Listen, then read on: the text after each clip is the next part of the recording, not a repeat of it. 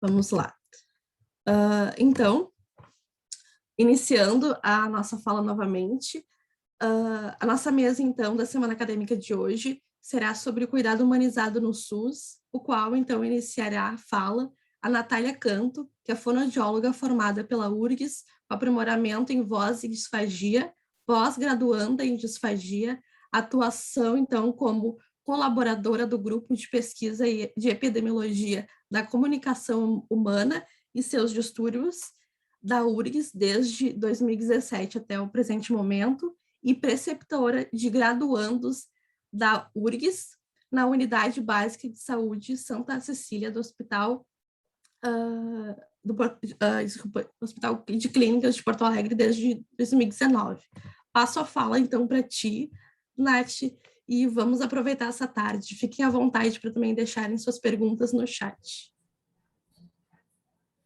Olá, tudo bem? Vocês conseguem me ouvir bem? Eu sempre acho que não estão conseguindo me ouvir muito bem, né? Como a Lívia falou, eu sou a Natália.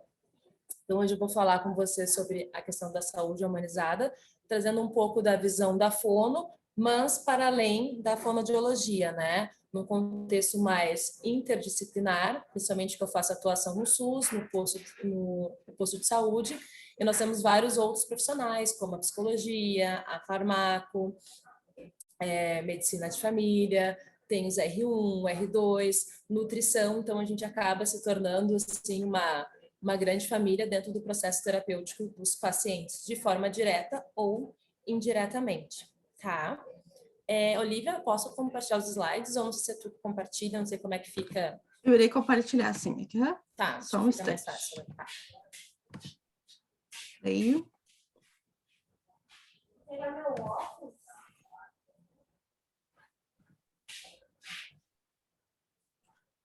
Opa, coloquei o errado, só um instante.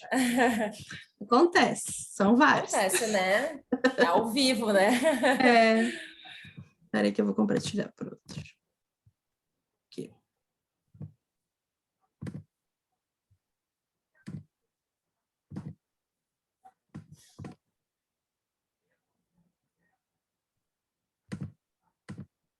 Vamos lá. Prontinho. Uhum. Então tá. Então eu vou focar bem nessa parte. Eu quis trazer, na verdade, mais para vocês vivências e experiências de como a gente faz essa atuação de saúde humanizada, nem sempre pensando na sua própria área, né? Eu como fono, ou como nutri, ou como farmaco, mas assim que eu possa olhar o meu paciente realmente como um todo e a partir disso eu possa identificar alguns determinantes de saúde e doença que pode afetar diretamente a minha terapia como fonoaudióloga ou até mesmo a terapia do outro colega, né? A conduta de outro profissional de saúde, tá? Pode passar, Olivia. Peraí que travou aqui minha tela, só um minutinho. Peraí. Só um minutinho que travou tudo aqui, não sei o que aconteceu. Ah, tá, voltou. Então, vamos lá. Só diminuir aqui o meu... Então, eu vou trazer o contexto bem geral, assim, do atendimento em saúde humanizado, tá? A gente diz que a saúde humanizada ela é um conceito que ela vem construído por relacionamentos interpessoais de qualidade. Então, não basta apenas você se relacionar com o outro, com o paciente e também com o colega, porque esse trabalho, né, é um trabalho de mão dupla, então a saúde humanizada também está ligada no ambiente de trabalho, não somente direcionada ao nosso paciente, tá? Tem questões estruturais e éticas também envolvidas dentro desse processo, e ela parte de um olhar o quê? Diferenciado, ou seja, você poder olhar o seu paciente não apenas como aquela pessoa que tem uma patologia X e Y, ou para o pessoal que está no mestrado, doutorado, olhar aquele paciente como um N, né? Um N de artigo, um N científico, mas ver que ele tem um contexto muito maior do que a gente consegue ver dentro daquele recorte do posto de saúde, do hospital, do UPA, ou para quem faz algum trabalho social, ou até mesmo para quem trabalha em consultório, né? Em atendimento privado. Então, a gente vai enxergar esse ser humano completamente e acolher, né, essas demandas pensando na satisfação, ou mínima satisfação dentro daquele processo de doença que aquela pessoa está vivenciando no momento, tá?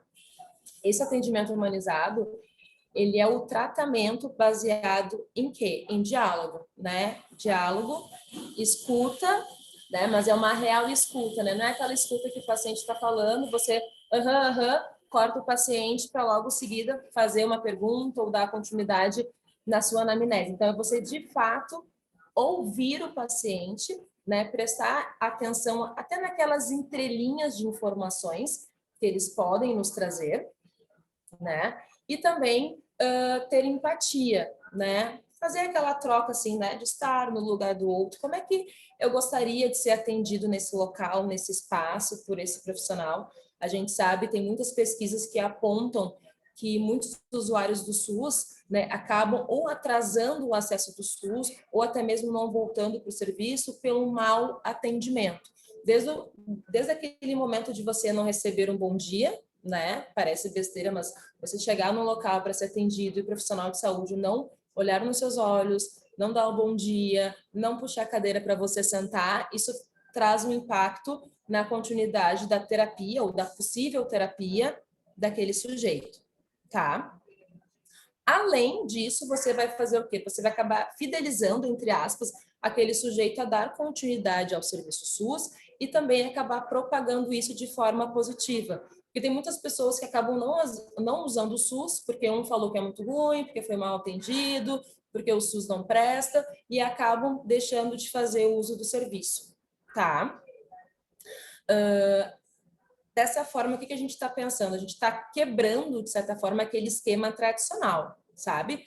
De atendimento, ainda pensando naqueles telemarketings que é feita a saúde, né? Que é aquele script mais rígido, que a gente acaba espalhando dizendo que é isso, que é aquilo, e quando o paciente ele vai vivenciar o acesso à saúde, às vezes, em alguns espaços, não é bem assim que funciona, né? Não sei se todos vocês fazem serviço do SUS ou se fazem um uso contínuo do SUS no posto de saúde de vocês, mas quem tem esse acesso mais contínuo, tem um acompanhamento, consegue perceber até dentro da própria equipe de família, né? Que é uma equipe que acaba acompanhando essa família por um longo tempo, né? E tratando assuntos não somente de saúde física, né? Mas também saúde mental, pensando na psico, questões emocionais também, e qualidade de vida, né? Onde a sua saúde mental não está boa, a sua saúde emocional não está boa, a gente não pode pensar que o sujeito vai ter uma qualidade de vida,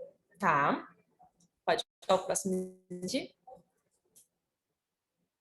Então, o que eu trouxe para vocês? Eu trouxe uma questão da implementação da prática, tá? Da saúde humanizada. O que a gente pensa, né? A gente não está dizendo assim, nossa, como a gente tem que ser super amoroso, super amigos, ou aquela coisa que eu costumava ouvir na faculdade, né? A gente tem que criar, como é que dizia o termo? A gente tem que criar laços assim com o paciente para começar a atender o paciente. A gente tem que entender que esses laços que a gente faz com o paciente, ele é só mais uma estratégia que a gente vai ter de acesso para poder dar seguimento a qualquer coisa que a gente precise ou que o paciente precise dentro desse processo. Então, você tendo um laço ou não com esse paciente, você vai acabar atendendo esse paciente de uma forma respeitosa, dentre outras demandas, como eu aponto aqui para vocês, tá? Então, a primeira delas é ética profissional, né? Você não tem como trabalhar num espaço com uma equipe interdisciplinar ou até mesmo diretamente com o paciente, se você está no consultório ou numa unidade privada, se você não é um profissional ético, tá? A ética, ela vale de profissional para profissional, profissional para o espaço, então o nome que você leva, então se eu faço atuação na unidade básica de saúde do Hospital de Clínicas, eu levo junto comigo o nome desse espaço, né? E a partir desse momento, eu, Natália Canto, acabo representando a unidade.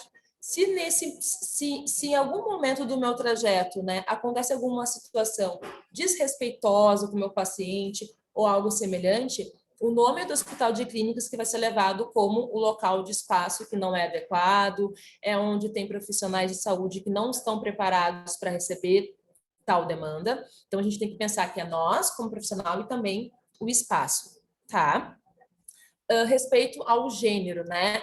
Eu até quis trazer isso porque a gente está no momento onde a bandeira LGBTQI+, está bem visível, a gente tem muitas coisas na rede social, muitas pessoas estão aprendendo, reaprendendo, construindo, se desconstruindo a partir de tudo que a gente vem acompanhando, né, em todos esses sistemas.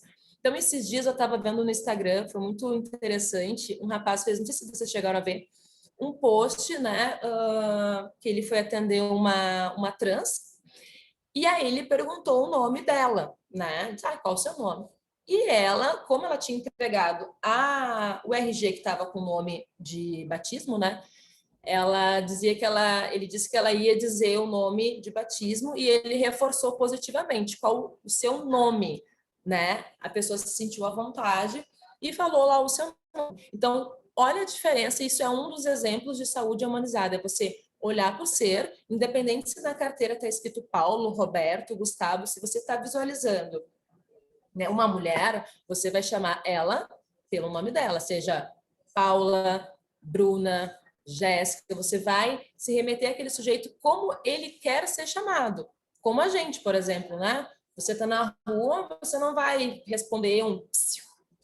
Você tem um nome, né? Ou você tem alguma coisa para que a pessoa possa te chamar, moço, moça, né? Você não vai atender qualquer chamada. Então, a pessoa trans, nesse processo também, ela não vai querer ser atendida por qualquer chamada. Então, a gente também tem que pensar em todas essas possibilidades de gênero e tratar isso de forma realmente respeitosa, de forma natural, tá? Sem tabu. Ai, não vou chamar, não vou falar. Não, chama com o nome que a pessoa, né, quer que seja chamada. Além disso, só ligar o telefone, gente, desculpa. Além disso, tem as crenças, né? E a religião de cada um.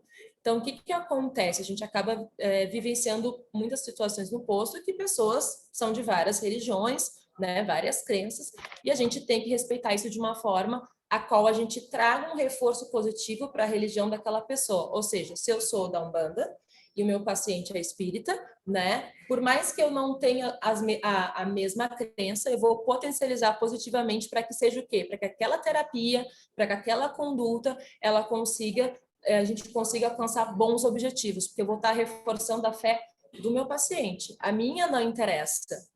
Não sou eu que sou o paciente, é o paciente que precisa desse reforço positivo. Então, a gente conversa algumas vezes na unidade, né, e fora dela a equipe, que também é interessante pensar um profissional mais amplo.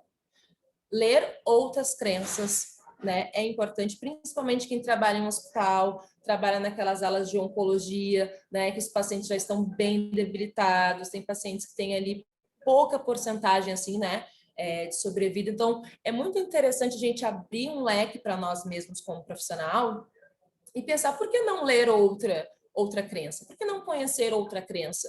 Né? Se em algum momento eu me deparar com um paciente que é muito crente ou um paciente que é muçulmano ou um paciente que tem outra religião, por que não conhecer um pouco e ajudar na fé desse paciente, né? Isso vai trazer uma paz espiritual para esse paciente que também está ligada à humanização de saúde, tá? A infraestrutura, né? Então, espaço a qual aquele paciente ele está. O que eu percebo assim, ó, não importa se a unidade básica de saúde é modelo, maravilhosa, ou se é uma unidade básica muito simples. A gente sabe que no SUS, às vezes, muitas coisas faltam, materiais faltam, profissional acaba faltando. Falta, né? Profissionais para dar com uma lida muito grande de demanda. E ainda mais agora nesse processo, né? Que nós estamos ainda no Covid, deu uma pequena reduzida, mas o ano passado, vocês viram que foi um boom de pacientes, de casos de internação, faltando profissionais realmente afetados com a saúde, né? Então, assim, a infraestrutura faz toda a diferença, né? Não adianta o meu posto ser maravilhoso e eu não ter uma rampa de acesso a um cadeirante. Não faz diferença nenhuma.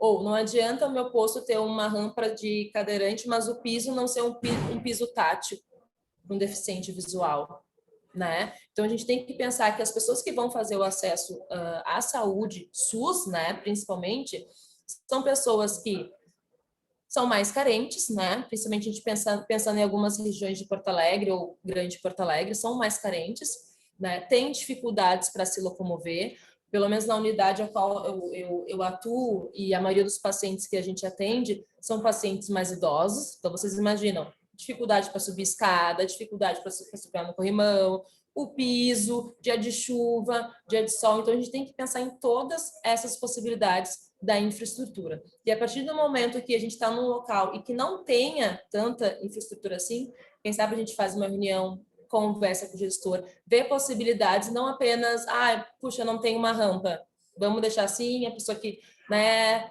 tenha que se virar, ou a gente tem que fazer malabarismo para poder atender o paciente, sendo que deveria ter uma rampa, deveria ter um piso tátil, deveria ter um corrimão, enfim, outros instrumentos, né, de acesso para esses pacientes. Esses pacientes vão se sentir seguros para poder buscar a saúde e não muitas vezes, né, não vou no posto porque tem escada, né? Isso também acontece em alguns locais, tá? Por exemplo, o posto de saúde ali do bairro Navegantes é um posto que tem 2 andares e tem escada, não tem elevador. Se a pessoa precisa ir para o segundo andar ser atendido, né, e tem alguma dificuldade para se locomover, usa muleta, tem cadeira de rodas, como é que faz, né? Se as salas do primeiro andar estiverem todas em atendimento, o paciente vai ficar aqui esperando 1 hora, 2 horas para esse serviço, tá? E eu acho que tinha mais alguma coisa ou não ali embaixo de infraestrutura? Acho que tinha mais uma, né?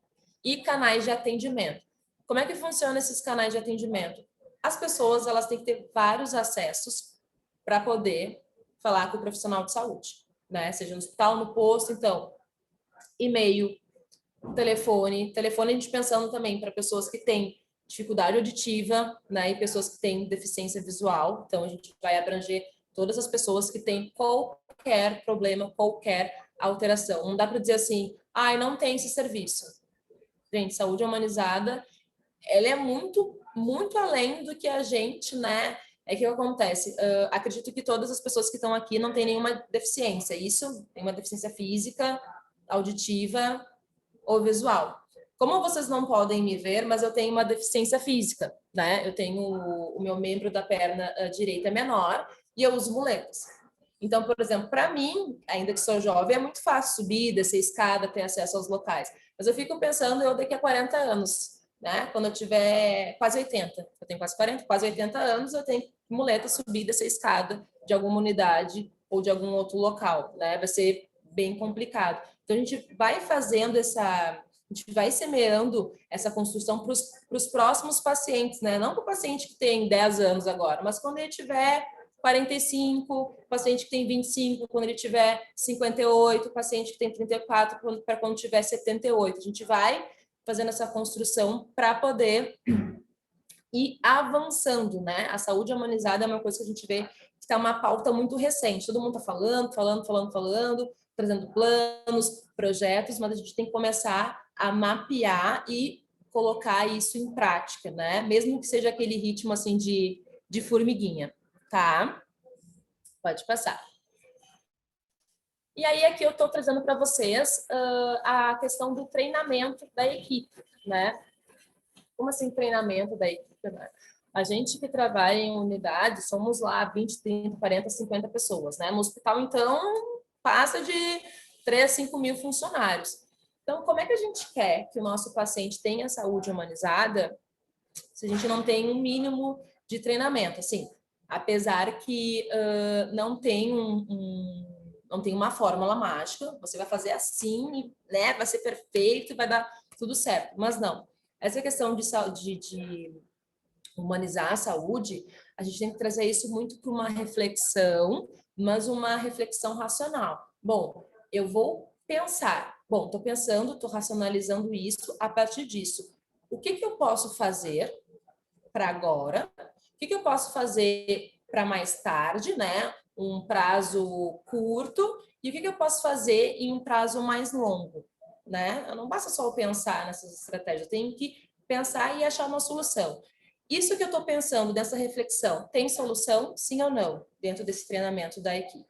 Tem. Beleza, quais são as possibilidades? X, Y, Z. Dentro dessas três, alguma delas é mais viável, menos viável, então a gente vai fazer uma escala de seleção. Essa é mais viável, a B mais ou menos, a C talvez, e a D é aquela última, assim, né? Que a gente acha que já não vai...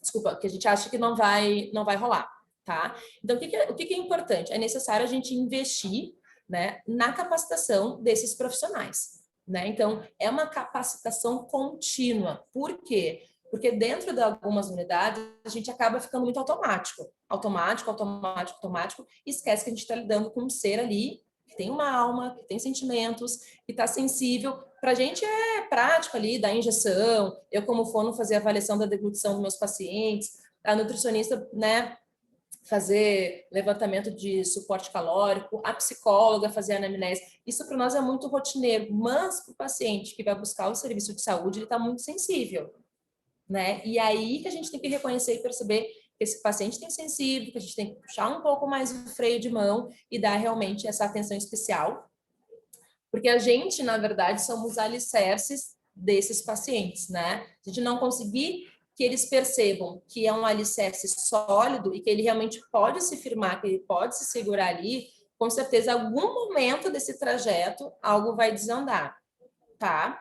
Então, assim, esse treinamento, além de ele ser contínuo, né, ele tem que ser avaliado. Então, faz o treinamento com a equipe, essa equipe vai ser avaliada de tanto tempo. Essa equipe também vai trazer alguns feedbacks. Essa equipe também vai ter trocas múltiplas para que eles possam perceber se tem, por exemplo, que é muito comum, falta de comunicação dentro das equipes, né? Equipes que não têm uma comunicação assertiva dentro das equipes e com o próprio paciente. Então, às vezes, o pessoal quer falar bonito, quer falar, né, mais floriu, e o paciente não entendeu nada. Então, até a própria comunicação assertiva, ela tem que ser realmente clara, objetiva e tem que ser usada conforme a escolaridade de cada um. Se você está com um paciente ali que é médico, beleza, você vai usar ali o seu vocabulário. Se eu estou com um paciente ali que tem só a quinta série, né? Por que eu vou falar como se eu estivesse num congresso? Então, isso também é saúde humanizada, é a forma como você se comunica,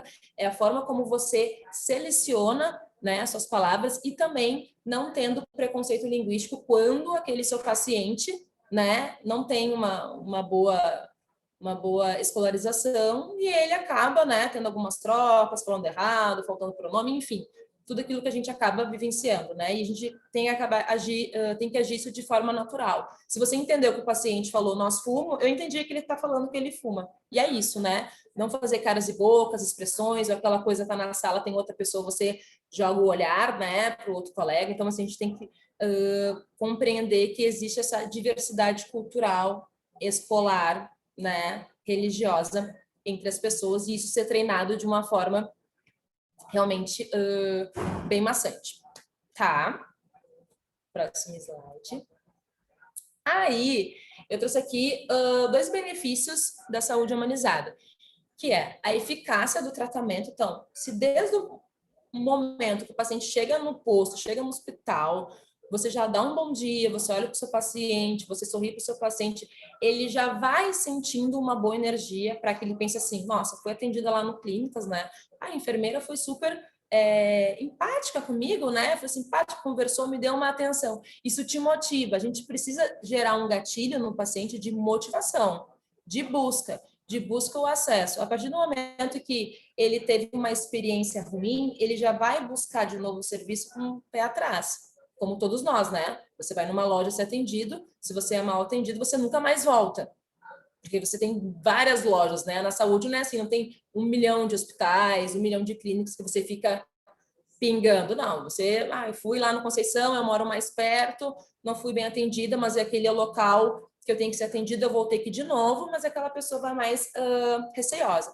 Então, se você trabalha bem esse processo de saúde humanizada, você vai ter a adesão desse paciente do começo ao fim, e as chances desse paciente minimamente, né, a gente conseguir minimizar os danos e os riscos da saúde dele, né, aquele quadro clínico qual ele se apresenta naquele momento, vão ser muito grandes. Então, às vezes, o paciente tem uma pequena evolução devido à humanização à saúde, e a gente pensa assim, ó, não, mas ele evoluiu só isso. Gente, isso para o paciente é um mundo.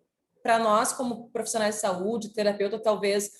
não, o paciente parou de engasgar um pouco, né? Eu posso até achar que não é muito, mas para ele que engasgava 7 vezes ao dia, 7 dias da semana, nossa, o paciente deu um up, né? E aí faz que ele siga esse processo. E a questão da redução de fila. Então, assim, trabalhamos no serviço público, a gente também tem que mostrar para o governo, né, para o Ministério da Saúde, que o nosso trabalho traz resultados, né? E o nosso resultado é saúde humanizada, atenção a esse paciente, plano terapêutico, condutas adequadas, personalizadas para aquele caso, vão fazer o quê? Redução de fila de espera, diminuição de tempo de internação, tá? Pacientes, por exemplo, que usam dietas, né, na sonda interal, que é a sonda pelo nariz, ou a sonda gástrica que vai no estômago, se a fono trabalha junto com a nutricionista, a gente consegue reduzir o número de dietas, e isso é muito caro para o governo, então a gente mostra para o governo que a gente conseguiu reduzir 20 mil reais, né, de dieta, pensando nesse combo de processo terapêutico, isso também é ganho para o SUS, né? Ganho para fono, para psico, para farmaco, para todos os outros profissionais que estão ligadas nessa rede de acesso. Então, eu vou trazer alguns exemplos que eu vivenciei junto com a equipe. Ali na unidade, tem algumas situações com os idosos com a questão de doenças neurológicas, né? Então, nós temos um paciente que a gente acompanha ele tem Parkinson, há mais ou menos há 20 anos, ele tem quase 80 anos. Dentro desse processo, a outra fonoaudióloga estava tratando ele, já tinha, né, adequado as questões de deglutição, que é de engolir, as questões da voz, né, que a voz fica alterada devido à doença. E esse paciente um dia já começou a reclamar que estava com a dor no pé. Uma dor no pé, uma dor no pé, que não passa, que não passa, que não passa. Essa dor no pé não estava deixando o paciente fazer as coisas à fono. Então, ele não conseguia fazer porque estava muita dor, né? O que aconteceu? A gente sendo fono, buscamos um médico de família, marcamos para o paciente, participamos da consulta, discutimos o caso junto com o médico, né? Fizemos algumas sugestões. O médico, então, fez o primeiro atendimento desse paciente, retirou o medicamento até que a professora sugeriu para ver se, né, tirando o medicamento, o que acontecia. Resumindo, com o nosso encaminhamento para o médico, né, que não tinha nada a ver com a fono, porque pé, dor, não faz parte do nosso processo, o paciente reabilitou, melhorou a dor no pé, voltou a fazer os exercícios da fono e continuou comendo bem, sem nenhum risco daquele alimento ir para o pulmão. Então, a gente olhou o paciente para além da nossa área, tá? Eu não posso ficar pensando assim, nossa, é só fono, e o resto que tiver ali na volta do meu paciente, né, não se faz jus, né, não se faz significativo. Temos que pensar que dentro do processo de saúde e doença nós temos causa e efeito, que a gente chama de causalidade. Dentro dessa linha de causa e efeito, vão ter alguns efeitos que vão atuar de forma indireta, que vão potencializar essa demanda do paciente, que, por exemplo, foi o caso da dor no pé. Um outro exemplo que a gente teve, né, que daí foi uma questão de falta de má comunicação da outra equipe com o paciente. Paciente idosa, tinha uma dor no pé e na perna também, só que ela também tinha um problema para engolir. Então, ela tossia, se engasgava com muita frequência. O que foi feito? Foi encaminhado para fono, não foi falado que ela ia para fono, ela achou que ia passar para a equipe que ia cuidar da perna dela.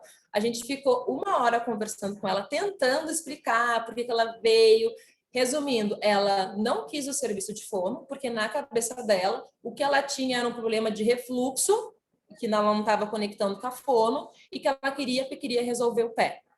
Então, assim, isso também acaba atrapalhando o fluxo. Por quê? Porque essa paciente vai ocupar 2 vezes a vaga na fila, né? Ela vai voltar para a fila da fono de novo, porque isso a equipe vai acabar fazendo que ela retornasse, e vai ocupar outra fila, né? Sendo que a gente podia já fazer 2 em 1, né? Ver a fono ali, a gente já poderia ter chamado o médico de família e ter sido resolvido esse problema, que é o que a gente prioriza na nossa equipe.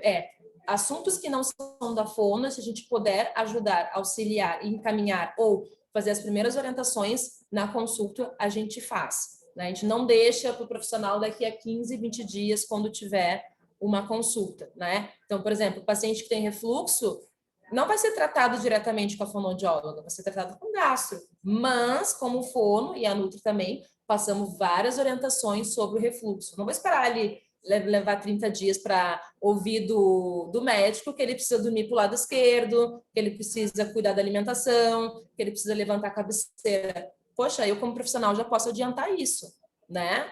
Então, assim, se a gente pensar que a saúde humanizada ela acaba sendo uma construção longitudinal, mas eu não digo assim, longitudinal, daqui a 2 anos eu vou estar trabalhando bem em saúde humanizada. Longitudinal, eu digo, né, logo ali, né? Vamos treinar, vamos ler, vamos buscar material também de leitura, vamos buscar a rede de apoio para que a gente possa realmente tratar o nosso paciente como a gente gostaria de ser tratado.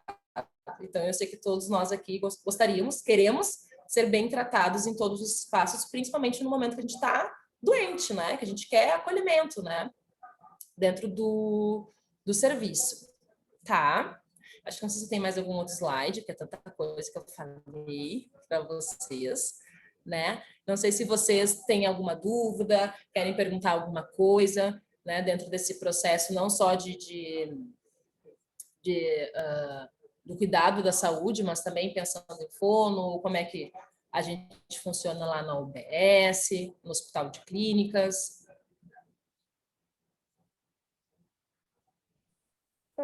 Eu queria saber, na verdade, eu acredito que tenham algumas críticas em relação a isso, como tudo, como as pessoas criticam muitas coisas, embora seja uma coisa extremamente necessária, a saúde humanizada, eu acredito que tenham muitas críticas, e eu queria que tu falasse um pouco quais são as críticas que vocês recebem, como vocês lidam com elas, como é que são as críticas entre os profissionais também, as vertentes da saúde humanizada e tal. Tá. Uma das coisas assim, que a gente ouve, pelo menos ali na nossa equipe, é a falta de comunicação, a falta de informação. Ou seja, foi lá, consultou com o médico de família falou X, mas aí o paciente voltou de novo por alguma outra questão, o outro médico que de repente não olhou o prontuário ou não se detalhou no prontuário, passou outra informação, né? Ou até mesmo assim, passou a mesma informação com o outro médico, mas de uma forma diferente, e ele não verificou se o paciente entendeu. Então, toda vez que a gente passa uma informação para o paciente, a gente tem que se certificar no final, se ele entendeu. E como a gente faz isso? É perguntar. E aí, Juliana, você entendeu o que eu falei? Ela vai dizer que sim, vai dizer que não. Então tá, me explica com as suas próprias palavras o que você entendeu. Se for necessário, vocês têm imagens, têm vídeos, papel e caneta para desenhar, porque a responsabilidade do paciente entender ou não é só nossa, não é do paciente. Né? Quem escolhe a forma como vai se comunicar, a forma como vai se expressar, é a gente. O paciente é leigo, né? Se você disser para ele que ele pode tomar leite de cabeça para baixo porque vai melhorar a gastrite dele, ele vai fazer. Entendeu? Então, essa responsabilidade é só nossa. E dentro das equipes, a gente não tem ali na unidade uma troca direta, né? Então, por exemplo, a equipe da Fono, da Nutri, Medicina da Família e Psico, né? Essas equipes não acabam se cruzando tanto para essas trocas, tá? A gente, além da equipe da Fono, a gente tem esse trabalho que a gente chama, às vezes, de equipe de alta performance, né? Que é realmente a gente ver os profissionais que têm tais habilidades para tais demandas, profissionais que não têm tal habilidade, também reconhecer e desenvolver isso dentro da equipe, para que a responsabilidade não seja somente para a Natália, mas que Natália e Dimer, né, que é outra fonoaudióloga, e que tem uma outra terceira pessoa para que possa lidar com isso. Então, ali acaba ficando fechado, sabe? Eu não sei o que exatamente se passa na outra equipe, só quando a gente vai discutir os casos, né? Quando tem a discussão de casos, daí sim a gente se cruza todos e aí trazemos, né, as críticas que o paciente traz, as informações que não são passadas, mas assim, ó, o que eu percebo? A gente, antes de querer pôr em prática a saúde humanizada, a gente tem que se reconhecer como sujeito, né? E não como profissional, porque você não é, eu não sou fonoaudióloga, né? Eu sou Natália. Eu trabalho como fonoaudióloga, porque amanhã eu posso virar outra coisa. Amanhã eu posso virar cantora, por exemplo, né? Então, é não levar esse título como eu sou fonoaudióloga. Não, eu sou uma profissional da saúde, que até o momento atuo com isso, e eu tenho que me reconhecer como sujeito dentro do espaço profissional e principalmente fora do espaço como profissional, né? Como uma pessoa que faz o serviço do SUS ou um serviço particular. A gente ocupa esses espaços a todos os momentos. Quem dirige carro e é pedestre ao mesmo tempo, seja pedestre, né, é pedestre de andar a pé, mas também pode ser motorista de carro, pode ser o cara da bicicleta, pode ser o cara do skate. Então, você ocupa vários espaços, tem direitos e responsabilidades diferentes. Mas essa lida com a crítica, né, eu vejo que é individual para cada um e também em equipe. E a partir do momento, o que você vai fazer com essa crítica? Se eu te criticar que você foi uma profissional grosseira, o que você vai fazer com isso? Você vai revidar dizendo, nossa, não, eu não fui grosseira, Ana. Ou você vai refletir, será que naquele momento eu posso ter sido mais grosseira? Ou não, é meu jeito de falar e as pessoas acabam interpretando dessa forma. Então, eu que tenho que mudar a minha forma de falar, né? A gente vê vários casos na TV de profissionais de saúde que às vezes acabam sendo mais indelicados, né? E acabam gerando todo um transtorno dentro do espaço por achar que sempre tem razão, ou o paciente também achar que sempre tem razão, né? Eu nunca... gosto de dizer que aquela frase clássica, sabe? O cliente tem sempre razão. Isso é uma falácia, né? A gente tem que ver os dois lados e ver o que aconteceu no momento para que tenha ocorrido alguma situação que tenha gerado aquela crítica. Então, toda vez que vem a crítica, a gente tem que pensar por si só, por mim, eu, Natália, mas também pensar o que a minha equipe pode fazer para melhorar. E querer melhorar, né? Não só ouvir a crítica e falar, vou pensar. A gente tem que começar a amadurecer isso, né? E entender que a gente não tem como ser 100% pleno com os nossos pacientes, e às vezes eles querem coisas que nós, como profissionais de saúde, também não conseguimos lidar, né? Não temos como dar tudo, né? Ou da forma como eles querem, mas o respeito, né? A atenção e acolhimento, sim. E é a partir disso que a gente vê que são essas queixas, né?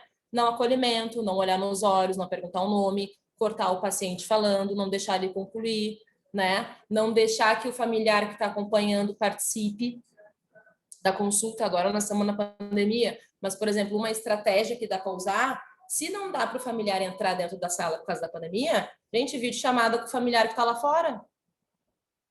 Simples assim, sabe? Vídeo chamada para o familiar. Ele vai acompanhar, ele vai conseguir dizer as coisas e não vai precisar estar no mesmo espaço, né? Podendo propagar, por exemplo, o vírus, né? Ou coisas do gênero. Então, a gente tem que também achar essas estratégias que são bem simples, assim, do nosso dia a dia.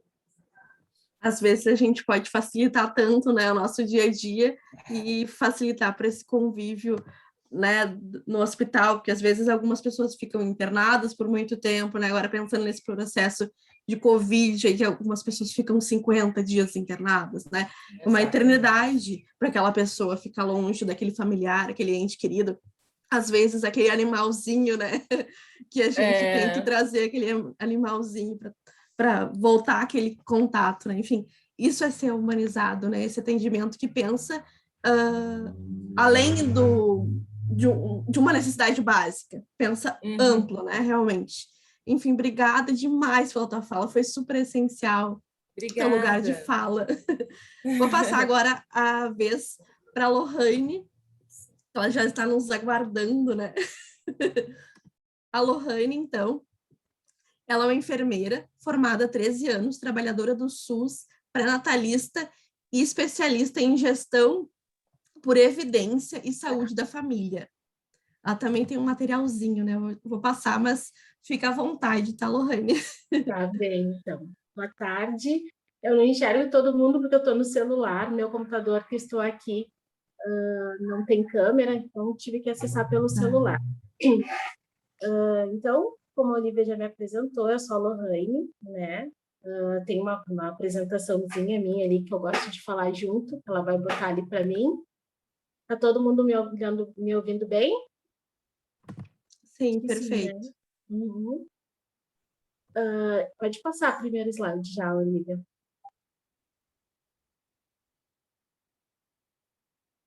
Então, essa é a apresentação que eu faço sempre, assim, né? Porque antes de eu ser enfermeira, eu sou mãe, né? Do Pietro e do Juan. E por que que eu sempre trago isso, assim? Porque, geralmente, a gente não pensa no profissional que está do outro lado atendendo, né?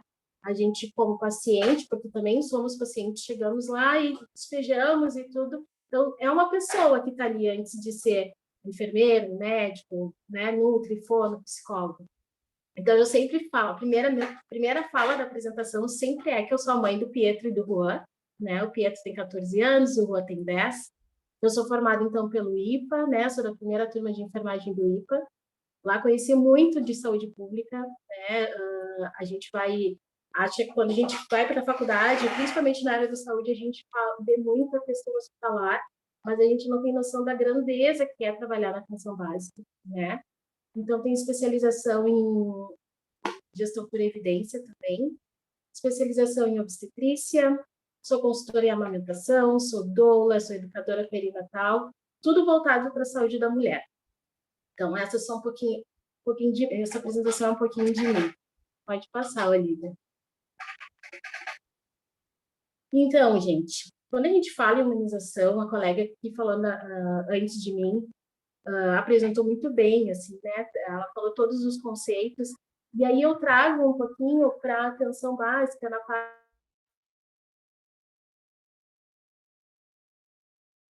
parte da atenção básica mesmo, assim, não da parte do paciente, né? Então, o primeiro acesso ao paciente é o que vai definir como que vai ser a chegada dele lá no fim do tratamento, né? Porque na atenção básica a gente não atende coisas pontuais, a gente atende o paciente no seu todo. A atenção básica, quem trabalha com atenção básica precisa entender sobre o território, precisa entender sobre relacionamento interpessoal, precisa entender sobre escuta, né? A escuta qualificada, que é a peça-chave dos atendimentos. Precisa olhar para o paciente, né, como um todo, e não divididinho em partes. O atendimento precisa ser personalizado, né? O paciente não pode ser colocado dentro de um saco misturado com todo mundo, né? Cada paciente é único. Aquele paciente, ele precisa ser único para nós que estamos atendendo, né? E, como a colega já trouxe, né, a gente precisa respeitar as crenças, a gente precisa respeitar as etnias, né? Precisa ter ética. E a etnia, principalmente, eu gosto de trazer muito isso nas minhas apresentações, porque o olhar tem que ser, como eu já disse, personalizado. E quando a gente fala em etnia, muito mais, né? Porque os atendimentos, eles não são iguais para todos, né? O atendimento de um paciente branco hipertenso é diferente do atendimento do paciente negro hipertenso, né? Tem questões da saúde indígena que são específicas deles, que não tem, né, na comunidade branca. Então, a gente precisa sempre, quem trabalha na atenção básica, precisa sempre estar com todo esse olhar, assim, né? A gente precisa estudar um pouquinho de cada um para a gente poder prestar esse cuidado personalizado. Pode passar, Olivia. Então, quando a gente fala da porta de entrada, porque a atenção básica é o primeiro acesso do paciente para tudo, né? Para a questão secundária, para a questão terciária, o paciente ele precisa chegar pela atenção básica. E quando a gente fala de porta de entrada, a gente entra no conceito de acolhimento, né? O acolhimento do paciente, ele deve ser do horário de funcionamento daquele estabelecimento, né? Aqui onde eu trabalho, na Restinga, a gente trabalha das 8 às 5. Então, o acolhimento, ele funciona das 8 às 5 horas. Acolhimento é diferente de consulta, né? Porque as pessoas entendem que quando vão passar em acolhimento, eles vão passar em consulta. Mas não, eles estão sendo acolhidos já desde a entrada deles na unidade, né? De quem recebe ele na unidade. Então, quem é que faz o acolhimento? Todo mundo. Todo mundo faz o acolhimento. Por quê? Quem está recebendo o paciente, seja o porteiro, seja a recepcionista, seja o próprio profissional de saúde que está ali dando orientação, está fazendo o acolhimento, né? Quando ele entra para dentro do consultório, independente de quem que ele esteja passando, se é com médico, se é com enfermeiro, se é com técnico de enfermagem, ele vai ser informado de qual é a sequência a partir dali, né? Do atendimento dele. Então, a gente precisa escutar o paciente, entender o que ele está trazendo de problema, e aí, a partir disso, então, tentar resolver aquela situação. Nem sempre a gente vai resolver tudo na atenção básica. Posso te dizer que a resolutividade é de 80%. quando funciona, né? Quando a gente consegue ter uma escuta qualificada, quando a gente consegue acolher aquele paciente, quando a gente entende o que ele está trazendo e quando a gente consegue discutir com outros profissionais que trabalham com a gente sobre o que a gente vai fazer, qual é o plano terapêutico para aquele paciente. Então, aí, a partir disso tudo, o paciente ganha nossa confiança, por quê? Porque a gente, naquele primeiro momento, trouxe uma resposta para ele. Às vezes não é a resposta positiva que ele queria, mas a gente explicou para ele o que a gente vai fazer com ele a partir do momento que ele sentou ali na cadeirinha para conversar com a gente. E aí a gente acaba formando um vínculo com o paciente. Então, a humanização, ela é igual à tecnologia do cuidado, né? Então, ela faz parte da tecnologia do cuidado. É o cuidado, o olhar para o paciente, essa forma personalizada de atendimento, é uma tecnologia de cuidado. Então, é muito importante quando eu venho dar essas palestras, assim, para quem está estudando, para quem está se formando na pós-graduação, enfim, e entenda um pouquinho de como que é a rotina de trabalho, porque às vezes a gente pega livros, pega artigos, pega o próprio manual do Ministério da Saúde, os cadernos de atenção básica que tem, a gente lê aquilo, a gente fica maravilhado, né? E aí, quando a gente chega para atender, não é nada daquilo. E aí a gente fica, né, se batendo, tentando entender de como que vai fazer. E aí tem os passo a passo certinho, tem os protocolos de atendimento que a gente precisa seguir, né? Mas aonde a gente conhece o território da onde a gente trabalha, onde a gente conhece o líder comunitário, onde a gente sabe que tem assistência de crença para esses pacientes, a gente consegue dar conta de muita coisa. Por isso que a resolução da atenção básica geralmente é de 80%. Pode passar. Então, aqui eu trago um pouquinho para vocês dos momentos de humanização, que eu chamo aqui, né? Eu faço atendimento de pré-natal e puericultura, eu atendo tudo, na verdade, na unidade de saúde, mas geralmente esses atendimentos, por eu ter uma formação, né, por eu trabalhar com isso já há muito tempo, eles passam por mim. Todas as fotos foram autorizadas, tá, gente, pelas mães dos bebês que eu atendo. Eu faço consulta de puericultura, faço pré-natal, e quando eu chego no consultório, né, e recebo esses bebês que ficam à vontade comigo, né, são bebês que eu acompanho desde a barriga, assim, que eu falo, eles ficam procurando, assim, aonde eu estou, porque eles reconhecem a voz. É aquele cuidado personalizado que nem eu digo, assim, de receber a gestante, de não chamar ela de mãezinha, de chamar ela pelo nome, né? De quando for conversando com ela, fazendo a avaliação dela, conversando com o bebê junto, né? Incentivar o familiar a vir para dentro da consulta. Os parceiros, geralmente, eles adoram vir para as consultas, porque ali a gente tira todas as dúvidas deles. E aí, nesse cuidado personalizado, quando elas chegam comigo com um teste de gravidez positivo, é a partir desse momento que a gente começa a olhar para ela de uma maneira diferente, formar o vínculo com ela e fazer ela entender como que é importante, né, a continuidade desse pré-natal, dela acompanhar durante todas as consultas, não faltar. E eu vou te dizer que dá diferença, assim, né? A gente sair de trás da mesa, sentar mais perto do paciente e ir explicando para eles, né? Eu trabalho muito com plano de parto aqui na unidade de saúde. E é uma coisa que faz muita diferença no meu atendimento e no atendimento delas. Porque na consulta anterior ao planejamento do plano de parto, eu falo para elas, olha, explica um pouquinho do que é e peço para elas escreverem tudo que elas gostariam que acontecesse no parto delas. E é muito legal, assim, porque elas voltam com o parceiro, elas conversam comigo, me mostram, eu mostro os pontos que podem acontecer, sendo sempre bem realista, né? Não transformando aquilo no mundo cor-de-rosa, mas que elas possam ter minimamente um cuidado que elas imaginam, né? Porque imagina vocês, passou toda uma gravidez, fez vínculo com aquele profissional que está atendendo, chega no dia do parto, não é aquele profissional que vai estar lá, né? Mas aquele profissional ajudou ela a entender quais são os direitos dela, né? O direito do acompanhante, mesmo durante a pandemia, o direito dela poder se movimentar, né? Dentro do ambiente de hospitalar, dela poder entender que episiotomia não é protocolo, né? Que episiotomia, que é o cortezinho que faz na vagina para o neném nascer, não é uma coisa de rotina, né? Então, tudo isso a gente leva para dentro do plano de parto. E isso faz com que elas cheguem lá empoderadas, né? E entendam que, nossa, realmente, foi legal. E aí, quando elas voltam para me dar os retornos, para me apresentar o bebê, para fazer o teste do pezinho, a gente sempre conversa muito sobre isso e elas já chegam falando, olha, Lohane, foi muito legal. Tem umas que têm um feedback negativo, olha, não respeitaram o meu plano de parto, mas o que importa é que eu estou com meus filhos no braço. Mas o legal é o vínculo que a gente forma com aquele paciente e que aí traz isso, né? Essa criança tranquila na balança, com as perninhas para cima, dando risada, né? Então, assim, ela está à vontade, ela confia também nas pessoas que cuidaram da mãe dela enquanto ela estava na barriga, né? Está examinando o bebê ali tranquilo também, em nenhum momento chorou, o tempo todo eu converso com eles prestam atenção, assim, no que eu estou falando, é um amor de ver, né?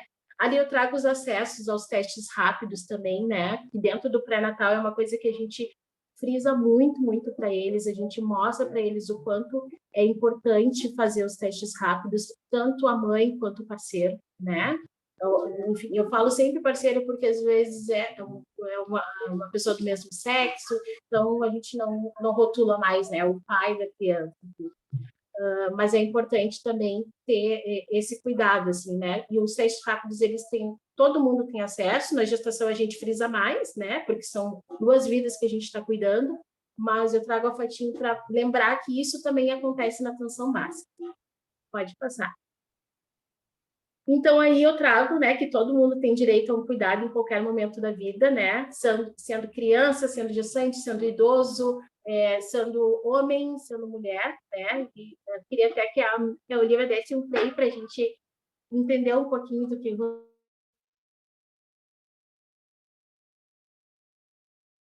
Travou para mim ou para vocês também, gente? Travou um pouquinho, então, a minha travou. técnica no ranking. Vamos esperar uns minutinhos para ver se volta.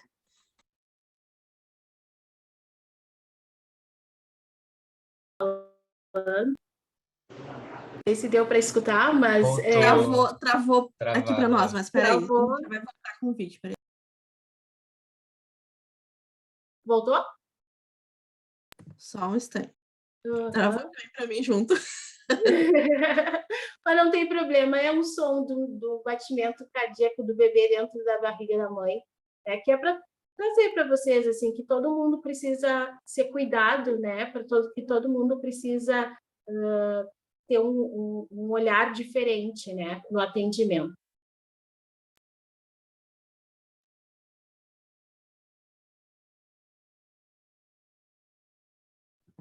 Mas eu vou botar esse vídeo, sim, porque é muito maravilhoso. É gostoso de escutar.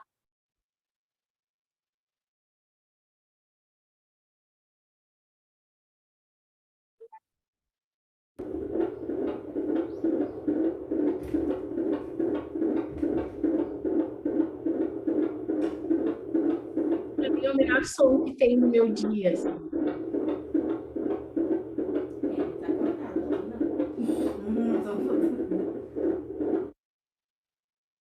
E é isso a minha apresentação para vocês. Não sei se alguém tem alguma dúvida.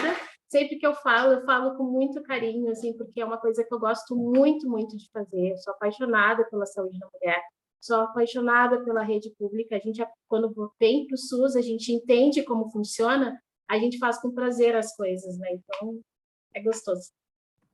É muito lindo, né, de ver. Eu ia dizer, tem uma pergunta para ti aqui, que, deixa eu ver, a Letícia perguntou, quem explica para os cuidadores os direitos da mulher antes, durante e depois do parto? Até pensando, né, que me ocorreu, entre aspas, né, como comumente as pessoas falam, né, o nó do marido, como tu colocou, né, e agora não me recordo o nome ali, mas que eu acho importante, né, a mesma coisa, mulheres negras precisam da anestesia, assim como mulheres brancas, não são mais fortes e nem nada, né? E às vezes isso não é garantido, né? Naquele momento. Enfim, são recortes que eu acho que é importante da gente trazer, né? Nesse momento, assim. Quem que fala, né? Esses cuidados. Na verdade, isso é dentro do pré-natal, né? Por isso a importância do pré-natal. Todas as informações de direito da gestante, de dever da gestante, direito do profissional e dever do profissional, ele precisa ser trazido dentro do pré-natal, né?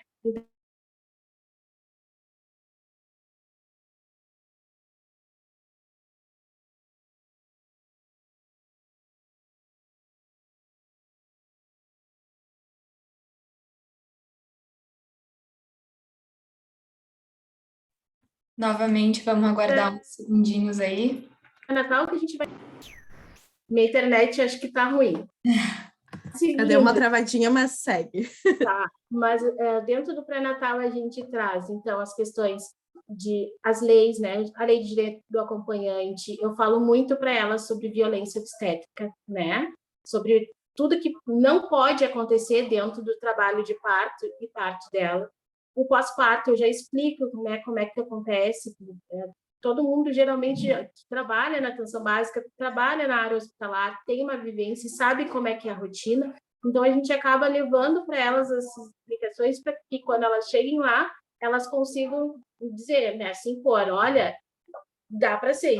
Ou quando não dá, porque às vezes chega no momento de dor e não consegue nem raciocinar, o parceiro que toma a frente das coisas e entende muito, assim. Eu digo para elas que pelo menos uma consulta eles precisam vir comigo para a gente poder explanar tudo isso para eles e eles entenderem quais são os direitos e deveres. Quem levantou a primeira mão foi, acho que a Natália, né, Natália? Não, acho que não. Acho que foi a Laura ou foi a Ana. Fui a última a levantar a mãozinha. Vai, Ana, então. Pode ser eu. Eu queria fazer uma pergunta, na verdade, sobre o parto humanizado pelo SUS, como é que funciona, quais são as dificuldades e tal. Na verdade, o parto, que nem agora eles falam sobre parto humanizado, né? O parto, ele é um parto como qualquer outro, né? Ele é um evento da mulher. Assim, quando a gente fala em humanização, a gente tenta explicar que o parto ele é um evento da mulher. Ele não é um evento do profissional que está atendendo, seja ele médico, seja ele enfermeiro, né? E que a gente está ali para dar suporte para ela das questões emocionais, das questões físicas, né? Do manejo da dor. Então, o parto ele tem que ser humanizado em qualquer situação e deveria ser humanizado desde muito tempo, né? O direito de tu parir aonde tu quiser, o direito de tu parir da posição que tu quiser, é direito, é da mulher, né? Então, a humanização do parto, ele vem mais como uma discussão para fazer entender, principalmente aqui o Rio Grande do Sul, que é um dos maiores índices de cesariana, que a mulher ela pode ter um parto normal, que a mulher ela pode ter o parto de cócoras, ela pode ter o parto de pé dentro do chuveiro, na cama, do jeito que ela quiser, né? E aí vem muitas as discussões, assim, todos os hospitais aqui de Porto Alegre, pelo menos, né? Eles estão se adaptando com algumas coisas, né? Principalmente com essas novas legislações que saíram do SUS a respeito de cesárea, né? Até a cesariana, assim, né? Bom, o bebê ele não precisa sair de dentro da barriga da mãe e ir direto para o pediatra avaliar. Não, o bebê saiu da barriga da mãe, tá vendo que está bem fisiologicamente, tu vai entregar para a mãe do mesmo jeito, não é o pai que está sentadinho do lado que vai segurar, é a mãe, ele precisa sentir o calor da mãe, não precisa estar enrolado naquele monte de pano, né? É como se fosse um bebê que tivesse passado pelo parto vaginal do mesmo jeito, né? Então, assim, a gente poder respeitar a hora ouro do bebê, que é aquele primeira hora de vida dele, deixar ele perto com a família, deixar ele perto com a mãe, deixar ele ali sem a gente mexer, sem fazer nada, né? Porque não precisa, ele não precisa tomar banho, ele não precisa ser medido pesado naquele momento, né? Ele é um bebê que precisa reconhecer aonde que ele está. Né? Então, esses cuidados, na verdade, o parto humanizado é mais para poder afirmar o direito da mulher do que ela precisa, assim, né? Do que a gente precisa respeitar, na verdade. Então, tem alguns lugares que estão transformando, enfim, tudo, né? Que são quartos únicos. Conceição é um lugar, assim, que é um quarto único, fica o acompanhante ali dentro durante todo o processo de trabalho de parto, pós-parto, depois elas vão para o alojamento conjunto. E tem clínicas, eu também sei que tem isso, e tem vários lugares que estão começando a melhorar suas estruturas para poder receber essas gestantes com o maior cuidado possível, né? Com leveza, com organização, com espaço para elas possam se movimentar, por exemplo, dentro do centro obstétrico. No interior já é um pouco mais difícil, porque tem aquele conceito muito médico centrado, né? Então, o que o médico diz é lei, então, se eu tiver que ir para cesariana, eu vou, mesmo sem ter indicação. Se eu tiver que fazer a manobra de Kristener, que é a manobra que não existe mais, que é subir em cima da barriga da mulher e empurrar o bebê para baixo, né? Se tiver que fazer isso, no interior ainda se faz, então a gente ainda tem... Hoje até o carro resolveu aqui. A gente ainda tem algumas dificuldades quanto a isso, assim, né? Mas é uma luta, é um dia de cada vez, que nem eu digo, e a informação é a base de tudo, né? Porque a gente informando os direitos das mulheres é que a gente vai conseguir mudar essa história. Agora, quem levantou a mãozinha foi a Laura, né? Oi, Lohane, tudo bem? Deixa eu te perguntar uma coisa. Eu não sei se foi ano passado ou esse ano que teve uma audiência pública de um projeto de lei que queria tirar as doulas, né, como parte da equipe, não como parte da equipe, mas não deixar que a doula participasse.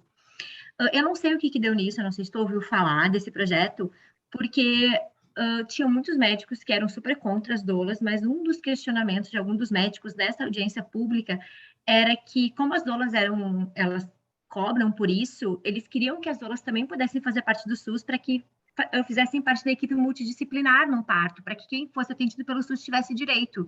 Eu não sei como é que está isso, se tu pode me ajudar, se no SUS está tendo já esse direito de que a doula participe dessa equipe multidisciplinar. Tem as doulas comunitárias, tá? Que eu não sei te dizer como que tá agora com a função da pandemia, tá? Muitos dos lugares, elas estão sendo proibidas de entrar por restrição da pandemia. Sim, teve audiência pública, se eu não me engano, foi no final do ano passado, né?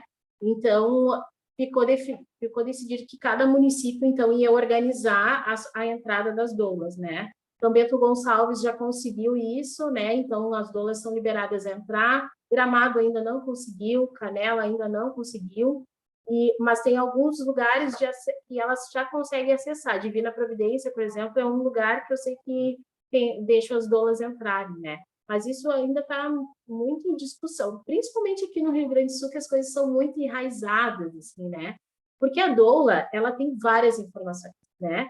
A doula, e aí são dois acompanhantes, né? É o parceiro ou o acompanhante de escolha da paciente e mais a doula. E aí, para quem trabalha lá dentro e está acostumado com padrão de atendimento, isso incomoda, porque são duas pessoas testemunhando coisas que daqui a pouco não era para estar acontecendo. E aí vem essas audiências públicas, aí vem as discussões para proibir o acesso das pessoas para não precisar mudar a maneira de atender, né? Então, a gente acaba esbarrando em algumas coisas, assim, né? Eu atendo muito parto em Gramado e Canela, acompanho muito trabalho de parto, onde, quando eu vou para o hospital, por exemplo, junto com a gestante, eu não entro, eu deixo elas na porta e ali eu aguardo, enfim, eu acabo indo embora, esperando o retorno depois de quem acompanhou ela para me dizer como é que foi, assim, né? Mas tem alguns lugares que é muito restrito ainda o acesso, né? Como a princípio ficou definido que cada município ia definir as estratégias, daí a gente ainda fica nesse impasse, né? É porque eu fiquei pensando, né? Pelo menos tem enfermeira obstétrica, né? Acaba tendo uma facilidade, né? Porque... Mas mesmo assim, se eu estou acompanhando o trabalho de parto domiciliar, e aí chega naquele momento já no expulsivo, geralmente eu levo elas já no expulsivo, né? Quando o bebê já está coroando, a gente chega no hospital e eu não posso entrar, porque eu não faço parte da equipe, né? Entendi. Então, porque eu tive bebê faz 2 meses, eu tinha uma doula, né, que era enfermeira obstétrica do hospital que eu tive. Por quê? Porque eu tava com medo que eles não deixassem ela entrar, né? Para minha sorte, é que minha bolsa estourou e ela tava de plantão. Sim, então, aí ela já acompanhou. Sim, exatamente, aí eu consegui ficar com ela, terminou o plantão dela, eu tava em trabalho de parto, mas ela conseguiu, o chefe dela lá deixou ela ficar comigo até terminar, entendeu? Mas foi sorte, eu acho, então, né? Pode ter sido. E dependendo do lugar é complicado, mas tem alguns lugares que no norte, nordeste, lá para cima, que existem umas doulas comunitárias que elas trabalham pelo SUS, são doulas voluntárias que estão lá para dar o suporte, né? E aí também vem toda aquela discussão, porque às vezes é quem está de plantão no dia. E aí a coisa legal da doula é o vínculo, né? É a confiança que a gente tem naquele profissional que está nos atendendo. Então, imagina, ela vai encontrar a pessoa no primeiro dia. Às vezes, tu é uma pessoa que não gosta de toque, né? E aí tu vai ter que ir descobrindo naquele momento, mas é uma opção que se tem aí, já em outros lugares, que eu acho muito válido, mesmo não tendo aquele vínculo anterior. Esse anterior é válido porque é alguém que está ali contigo, que entende do que está acontecendo. Né? Agora a Natália, que tinha levantado a mãozinha também, né? Uhum. Sim, agora me bateu uma dúvida, né? Você havia falado que a gestante faz o pré-natal, né? E aí, quando ela vai ter o bebê, é uma outra equipe. Existe alguma possibilidade, por exemplo, uma gestante que tem alguma condição de saúde mental, né? Fazer essa liga com o profissional que está acompanhando, né, o pré-natal e esse mesmo médico fazer o parto por alguma coisa muito específica ou não? Não. Porque como é atendimento SUS, tem aqui, geralmente não são médicos que atendem na parte da obstetrícia, né? Tá. Então, quando a gente tem uma gestante de saúde mental, a gente encaminha para cuidado de saúde mental para o hospital de referência, né? O nosso hospital de referência aqui é o Presidente Vargas, e aí ela vai ser tratada clinicamente lá, né? Mais a parte de saúde mental, e aí vem a fragmentação do cuidado, né? Então, eles vão olhar para a saúde mental dela, mas quando ela entrar em trabalho de parto, ela vai ser assistida por outra equipe. Não é a mesma equipe, é a equipe de que está de plantão, né? Então, não tem esse vínculo, assim, né, de poder... Porque a paciente de saúde mental tem muito disso, né? Eles se apegam a um profissional, eles confiam naquele profissional, mas a gente não consegue que isso aconteça, assim, infelizmente. Obrigada. Quem perde também é o próprio paciente, né? Enfim, que não tem essa junção. Enfim, o Patrick Melo Santana, ele fez uma pergunta diretamente para ti, Lohane, que é como é o acompanhamento de uma grávida sem o cônjuge, né? Como vai se dando isso? Até pensando também que tu comentou, né, que pode ter acompanhamento também no período agora de Covid, né, também eu acho que seria importante te falar sobre isso, porque eu até acompanhei uma gestante nesse período de pandemia e a gente tinha que ficar o mínimo de 6 horas, né, então também que tu tem que ficar lá um tempo, porque justamente não dá para ficar ou transitar, né, enfim, se pudesse falar.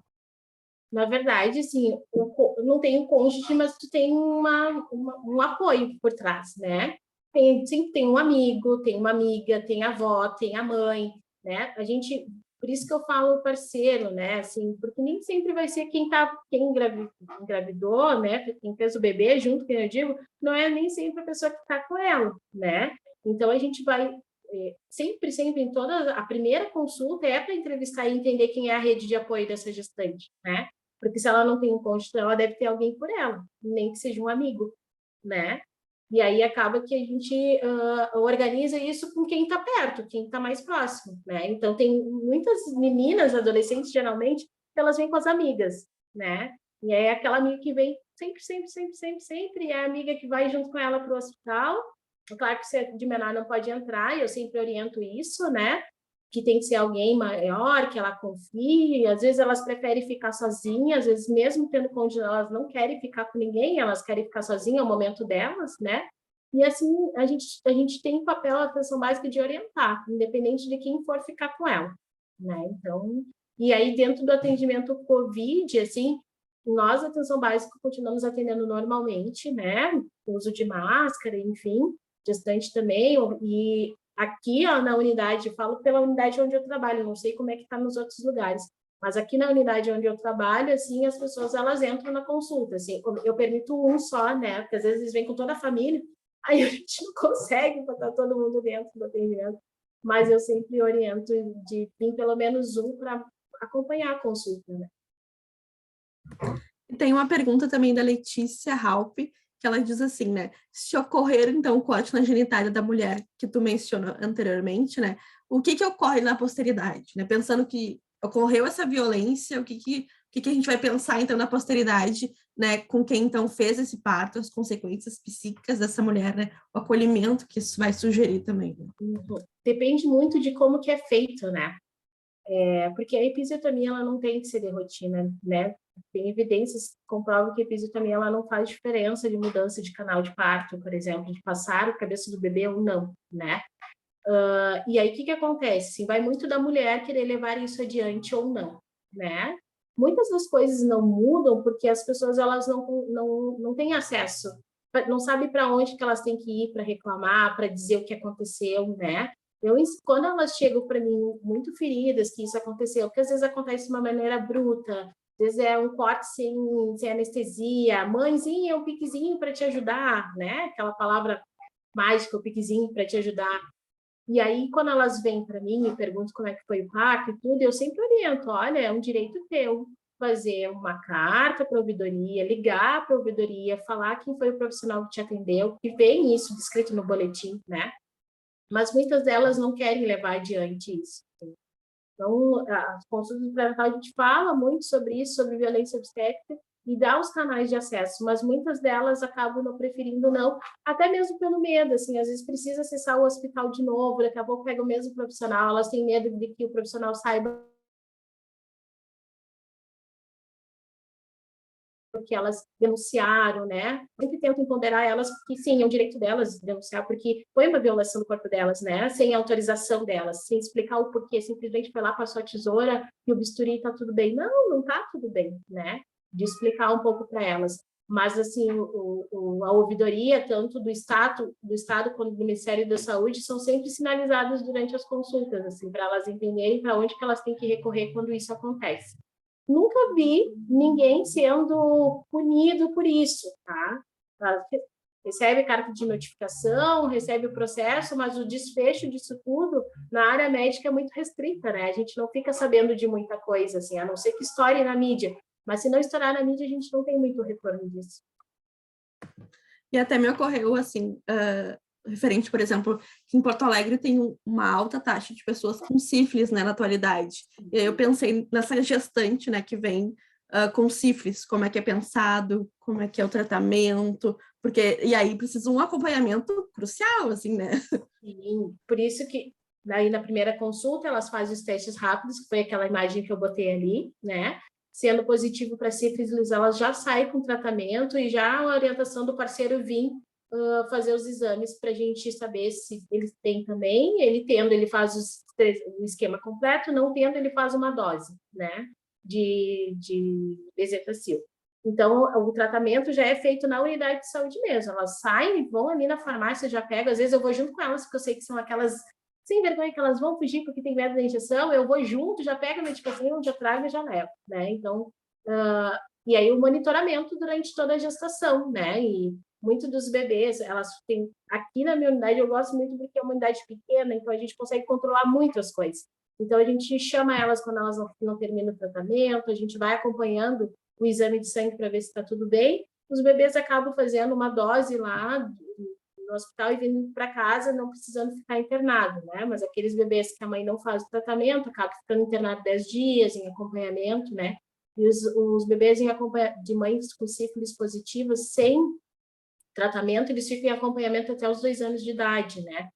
Aqui na atenção básica e na área especializada. Os bebês que a mãe tratou, fizeram saudáveis, fazem acompanhamento até os 6 meses. Então, esse é o cuidado. Perfeito, obrigada, Lohane. Agora eu vou passar a palavra para ti, Gabi. A Gabriela, então, ela é nutricionista, formada pela Universidade Federal do Rio Grande do Sul, especialista em saúde da família e comunidade pelo Grupo Hospitalar Conceição e atualmente realiza atendimentos presenciais e online com foco em nutrição comportamental. A gente também tem um material, né? E aí eu já vou exibir, só um instante. Boa tarde, vocês estão me escutando bem? Agora sim. Agora sim, não funcionando. Bom, as gurias apresentaram muito bem. Vou tentar não ser muito repetitiva, né? Porque as gurias já falaram algumas coisas, então vou tentar passar mais rapidinho. Contigo, né? Desculpa, Gabriela. Pode passar. Bom, eu quis trazer um pouquinho a minha residência, então eu fiz no Grupo Hospitalar Conceição, e eu quis trazer um pouquinho porque o Grupo Hospitalar Conceição, GHC, como a gente chama, ele é um pouquinho diferente, né, das outras unidades aqui de Porto Alegre. O GHC, que a gente chama, ele tem 3 hospitais, né, que é o Conceição, o Fêmina e o Cristo, e tem 12 unidades de saúde, então, que são geridas pelo GHC. Eu trabalhei em duas, no meu primeiro ano, que foi no Nossa Senhora Aparecida, que era uma unidade não muito humanizada, e devido a isso, mais ou menos, a gente teve que acabar trocando de unidade, os residentes, né? E no segundo ano, então, eu fui para o Santíssima Trindade, que era a unidade que era a antiga DIC, que era a DIC, né? A DIC foi realocada, e aí, então, foi a unidade foi junto, então, que é lá no Porto Novo, perto do Sambódromo, bem longe, lá do Zona Norte, né? Todas as equipes de saúde do GHC são na Zona Norte. E tem uma diferença também no GHC, assim como no Santa Cecília, que a gente não tem só médico e enfermeiro, não tem só a equipe básica, né? A gente tem também, então, farmacêutico, psicólogo em todas as unidades, tem assistente social em todas as unidades, e tem a equipe de apoio, que então é farmácia, psiquiatra, nutrição, terapeuta ocupacional. Então, da nutrição, no caso, que é a minha área, então eram uns 4 nutricionistas com 8 residentes, então, de nutrição, que davam contas, então, dessas 2 unidades, mas os residentes ficavam alocados numa unidade só, e a gente fazia apoio também, uma vez por semana a gente ia para outra unidade também para poder ajudar, né, porque a demanda é bem grande, assim. Pode passar. Então, o que é humanização no SUS, né? As gurias já falaram bastante sobre isso, né? Mas vou trazer aqui também, que é a transformação dos modelos de atenção e de gestão nos serviços e de sistema de saúde, indicando a necessidade de construção de novas relações entre usuários e trabalhadores. O SUS humanizado é aquele que reconhece o outro como legítimo cidadão de direitos, valorizando os diferentes sujeitos implicados no processo de produção de saúde. É muito importante isso, né? Porque a humanização, ela não vem também só no cuidado, mas sim do usuário poder estar participando da gestão dessa unidade, né? A gente poder escutar esses usuários para ver qual é a demanda do território e não estar só lá o profissional ou o gestor dizendo o que tem que ser feito. Às vezes até acontece, a gente faz, por exemplo, alguns grupos e os grupos são esvaziados, porque não é o que o território está procurando, né? Então a gente tem que escutar esses usuários para saber o que é a demanda daquele território e então poder oferecer o que está sendo pedido. E não é, então, tem, claro, o atendimento é muito importante, mas também a humanização também é isso, né? Então, a gente poder, hoje existe a cogestão, que se fala que, então, tem a participação dos trabalhadores, dos gestores e dos usuários, né? E os usuários, eles vêm através do Conselho Local de Saúde, que também não é sempre que acontece, às vezes também fica um pouco esvaziados, porque às vezes as demandas que os usuários trazem também nem sempre a gente consegue dar conta, né? Eles sempre trazem, por exemplo, questão de diminuir fila, de ter mais profissionais, e às vezes isso foge um pouco da nossa ossada, né? Então eles ficam chateados que eles não conseguem aquilo que eles querem e acabam se esvaziando muitas vezes os conselhos locais, mas eles devem acontecer no mínimo uma vez por mês dentro da unidade, né? Ou em alguma parte do território. Pode passar. A política nacional, então, de humanização, ela começou em 2003 e ela vem justamente para mudar, então, o processo de trabalho e mudar a gestão e de atenção, além de fazer valer os princípios do SUS, que as gurias já falaram, né? Universalidade, integralidade e equidade, né? Então, essa política, ela vem para firmar, né, para que isso realmente seja posto, seja cumprido, né? E mesmo assim, ainda não é difícil, ainda não é bem, né? Eu acho que como a Natália falou ali, é uma construção, é novo, né? Ainda assim é muito nova essa política. Então, a gente está caminhando, então ainda assim tem muita falha, né? Pode passar. Um pouquinho que eu falei, então, o trabalhador, o gestor e o usuário fazendo análise, interferindo no processo de trabalho, ou seja, o trabalhador sentar com o usuário, o gestor para saber o que está acontecendo, seus desafios no cotidiano de trabalho, para todos construírem junto, então, a melhor atenção à saúde. Pode passar. Então, eu trouxe um pouquinho as diretrizes, mas eu quero falar, então, na época que eu estava fazendo a residência, eu terminei minha residência no início de 2020, junto com a pandemia ali, terminei dia 7, eu me formei, 7 de março eu me formei, logo em seguida começou a pandemia.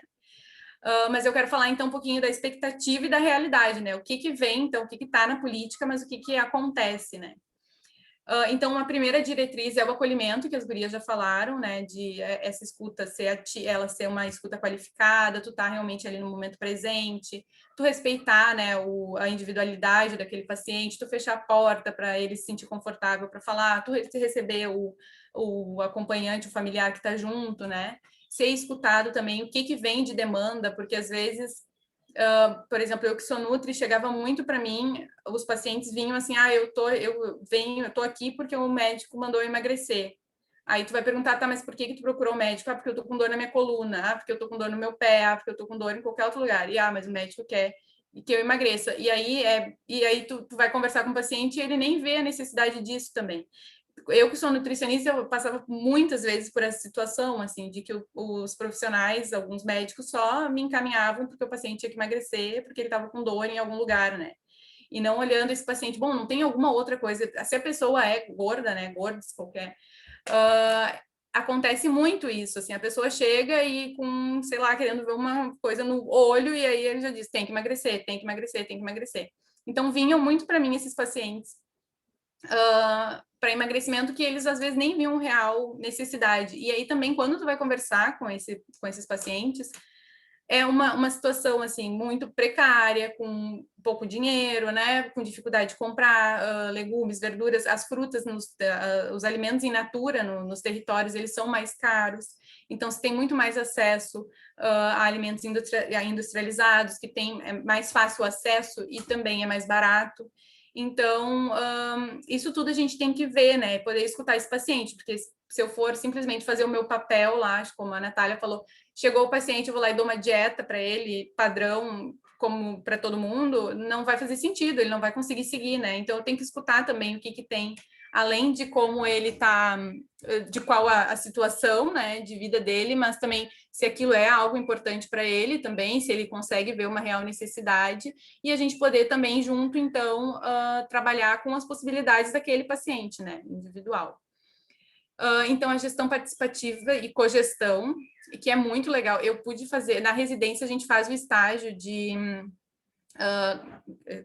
gerenciamento, até anotei para não esquecer, porque às vezes esqueço esse nome. E o estágio de gerenciamento, a gente participa junto com a gestão, então, das decisões, a gente faz um plano de ação, e a gente, então, participa junto tentando resolver aquele plano de ação, e aí a gente participa das reuniões. São muitas reuniões, né? A unidade de saúde sempre tem muitas reuniões. Então, lá no Santíssima, eram quatro equipes dentro da unidade, 2 de manhã e 2 da tarde. E aí também, então, tinha essas reuniões uma vez por semana de cada equipe, onde surgiam algumas demandas. Aí também tinha, então, o conselho local, que também surgiu algumas demandas, apesar do nosso estar meio esvaziado, durante um tempo até ficou sem. E aí depois isso tudo era levado então para uma reunião de colegiado que então tinha gestão, um membro de cada equipe e um membro do conselho local. E aí então lá a gente conseguia pensar o que era realmente necessidade, o que estava vindo de demanda, e então poder depois levar para a reunião de equipe, que aí era a equipe geral, todo mundo, né, da unidade, e poder então tentar resolver. O que eu percebi, assim, eu fiquei bastante tempo, acho que foram 2 meses, se eu não me engano, fazendo esse estágio, e é muito difícil, assim, das coisas andarem, ela é bem lenta, porque tem toda essa discussão, e é muito importante que todo mundo participe, que todo mundo esteja de acordo, e também tu tentar resolver, né, dentro de uma equipe que é bem grande, não é muito fácil. E aí depois eu vou falar mais um pouquinho depois sobre isso. A ambiência, então, é uma outra diretriz que a gente sabe que a ambiência, então, é a unidade ter uma qualidade, né, tanto para o trabalhador quanto para o usuário, e em muitos, aqui na prefeitura, né, algumas unidades da prefeitura, elas são unidades que estão bem precárias, né, e isso também dificulta tanto o atendimento quanto o paciente se sentir à vontade, às vezes não tem nenhuma porta que fecha. Então, isso também é uma diretriz importante, mas que nem sempre se consegue, não cabe só aos profissionais, né, e aos gestores. A clínica ampliada e compartilhada, que é tu compartilhar o cuidado mesmo do teu paciente, tu poder conversar com um profissional ou profissionais da rede, né, fora, até, não só dentro da unidade, tu poder, então, compartilhar, conversar, saber como é que está sendo o cuidado, para também tentar andar na mesma linha. Acho que foi a Natália que falou que às vezes um está falando uma coisa, outro está falando outra, né? Apesar de ter evolução ali no prontuário, né? Toda vez que tu atende o paciente, tu evolui esse paciente, fala de como foi a consulta, mas é muito importante tu também poder ter essa troca. E uma coisa muito legal também que se pode fazer acho que a Natália também falou, que é tu participar da consulta. Ah, tu sabe que o médico vai atender o teu paciente, aí tu vai lá e tá junto, ou a enfermeira, ou tu chamar também alguém para participar dessa consulta junto, né? Então, isso é a clínica ampliada. A valorização do trabalhador, então, no momento em que a gente põe o trabalhador a participar da gestão, né, isso é já uma valorização. E a defesa dos direitos dos usuários, né, que deve ser lutada sempre. Pode passar. Então, só mais um pouquinho, essa frase eu gosto bastante, que é preciso romper a lógica de queixa e conduta, e o usuário precisa ser incluído no processo de construção do seu próprio tratamento e singularidade.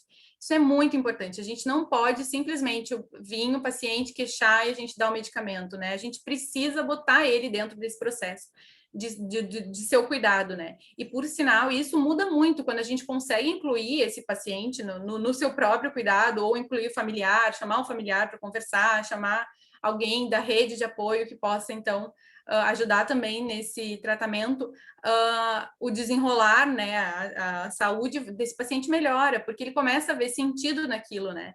Então, eu trabalhava muito com diabéticos, por exemplo, e diabético, ele é 90% é o cuidado dele com ele mesmo, né? Então, assim, a gente orienta, mas o cuidado, ele tem que participar muito desse cuidado. Então, não adianta esse paciente vir e a gente só dá os remédios, né? Metformina, dá insulina, o que for preciso, se a gente não conseguir fazer com que esse paciente entenda também a necessidade dele se cuidar, dele participar desse processo de cuidado mesmo.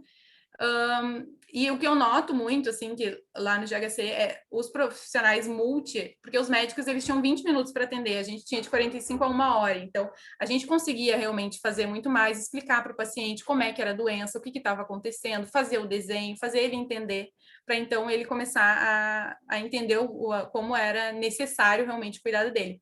Uma outra coisa que acontecia também com os diabéticos, muito comum, é que eles chegavam para mim e falavam: ai, eu não posso comer nada, me tiraram tudo, não tenho o que comer, não sei, eu não posso comer. E aí, porque era isso, as pessoas falam, não pode mais comer carboidrato é pão, arroz, batata, aipim, realmente dá um pânico, né, o que eu vou comer, não tem mais o que eu comer, e aí tu poder também escutar esse usuário e falar, não, entender qual é, porque realmente diabetes é uma doença difícil, realmente tem algumas restrições, não pode consumir açúcar, doce, né, mas tu poder escutar ele também e poder ajudar e auxiliar realmente, não, tu pode comer isso, o que tu come já normalmente, tá? O que a gente pode trocar por esse cacetinho que tu come de manhã? Ou vamos manter o cacetinho, porque tem isso também, a gente pode manter esse cacetinho se a gente botar de repente uma proteína junto. Então, às vezes os outros profissionais com esse problema de tempo mesmo, que a demanda é muito grande nas unidades, é muito corrido, então os médicos e enfermeiros com 20 minutos têm que correr bastante, né, para atender. Então, acabam passando essa informação. Só que, como eu falei, ainda lá a gente tem a nutrição, né, para dar esse apoio, mas nas outras unidades também, que diversas vezes não tem, o NASF também sofreu desmonte aqui em Porto Alegre, então a gente não tem mais essas equipes que antigamente tinha de apoio, né, agora não sei como tá, mas na época que eu estava na residência tinha tido um desmonte realmente e essas equipes de apoio não tinham mais, assim, em Porto Alegre, então acabava sendo só a equipe básica mesmo na maioria das unidades. Um pouquinho que eu falei da comunicação dos 3 gestores. E humanizar, então, se traduz como inclusão das diferenças nos processos de gestão e de cuidado, incluir para estimular a produção de novos modos de cuidar e novas formas de organizar o trabalho. Pode passar. Como fazer, então, o cuidado humanizado, pensando que diversas vezes a gente não tem o que a gente precisa, né? As ferramentas ali necessárias, que algumas vezes não parte só da gente, né? Mas o que a gente pode fazer, então, é uma escuta, né, de qualidade, um empático e sem julgamento, isso é muito importante, né? A gente não pode estar julgando esse paciente, ele está ali, a gente tem que escutar, a gente tem que ser empático, a gente tem que se colocar no lugar dele, né? Entender realmente a forma de vida, e isso a gente só faz com uma escuta qualificada e escutando muito bem esse paciente também, né? Escutando muito rápido, a gente não consegue ter essa empatia. O tratamento, então, individualizado, um pouquinho aquilo que eu falei, jamais passar uma dieta, né? Eu já não passo dieta, passar uma dieta ainda padrão, não, isso também não dá, não pode ser feito, porque não funciona. entender e validar as demandas do usuário, que é importante para ele, isso é muito importante, porque a gente não pode simplesmente, tipo, olhar, as gurias falaram diversas vezes isso, né, mas olhar para aquilo que a gente acha que é importante, né? Eu acho que é importante o paciente emagrecer, mas ele quer primeiro tratar a dor do pé, mas ele vai tratar a dor do pé se emagrecer. Não, mas será que realmente não tem o que a gente possa fazer antes? Ele vai ter que, sabe? Ou, por exemplo, ser encaminhado para cirurgia bariátrica. Eu tinha uma paciente, ela era minha paciente, ela também foi meu estudo de caso do meu trabalho de conclusão da residência. E aí eu fui fazer uma análise, assim, do prontuário dela para poder escrever sobre ela. E aí eu vi que tinha lá uma consulta de uma médica da unidade lá, que ela veio para tratar uma dor na coluna, que ela tinha um desgaste na coluna, e ela foi encaminhada para cirurgia bariátrica. E aí uma outra coisa também que eu notei analisando o prontuário, é que ela sempre vinha com uma fala de que ela já estava fazendo, não, eu já tô perdendo peso, eu já tô me cuidando para perder peso. Ela sempre falava, sempre estava na evolução do prontuário, sempre estava isso, assim, não, eu já estou cuidando para perder peso. E aí ela falava isso, mas sempre pesavam ela, e na verdade esse peso sempre estava maior. Então, a gente viu que isso, na verdade, ela já vinha como uma... Tipo assim, não precisa me falar sobre isso, eu quero tratar minha dor na coluna, eu já estou cuidando do meu peso, sabe? Já como um escudo mesmo, sabe? Porque realmente acontece 95%, eu acho, das vezes, de um paciente que chega, que está sobrepeso ou com obesidade, ele vai ser encaminhado, mesmo que não tenha nada a ver com o peso, mesmo que o que ele tenha não tenha a ver com peso, ele vai ser encaminhado para perda de peso. Então, eu vi que, tipo, essa paciente, ela já vinha com esse escudo, assim, de... Não, já tô perdendo peso, já tô cuidando do meu peso, justamente porque eu quero ser tratado. Tipo, tá, eu tô cuidando do meu peso, mas me trata essa dor que eu tô no ombro, essa dor que eu tô na coluna, pelo amor de Deus, né? Então, é isso. Respeitar a intimidade e as diferenças, aquilo também de fechar a porta, de tu poder, né? Sempre, bom, tu vai fazer, às vezes, às vezes acontece de o paciente lá tá fazendo coletando um CP e aí abre a porta, sabe? Então tem um cuidado disso, de chavear a porta, porque senão, não tem chave, põe uma cadeira, né? Porque isso é bem constrangedor também para o usuário. E envolver, então, o usuário no seu processo de cuidado, que já foi um pouquinho já o que eu falei, que é isso, a gente tem que botar e entender o que ele quer e poder, então, incluir ele nesse processo. Pode passar.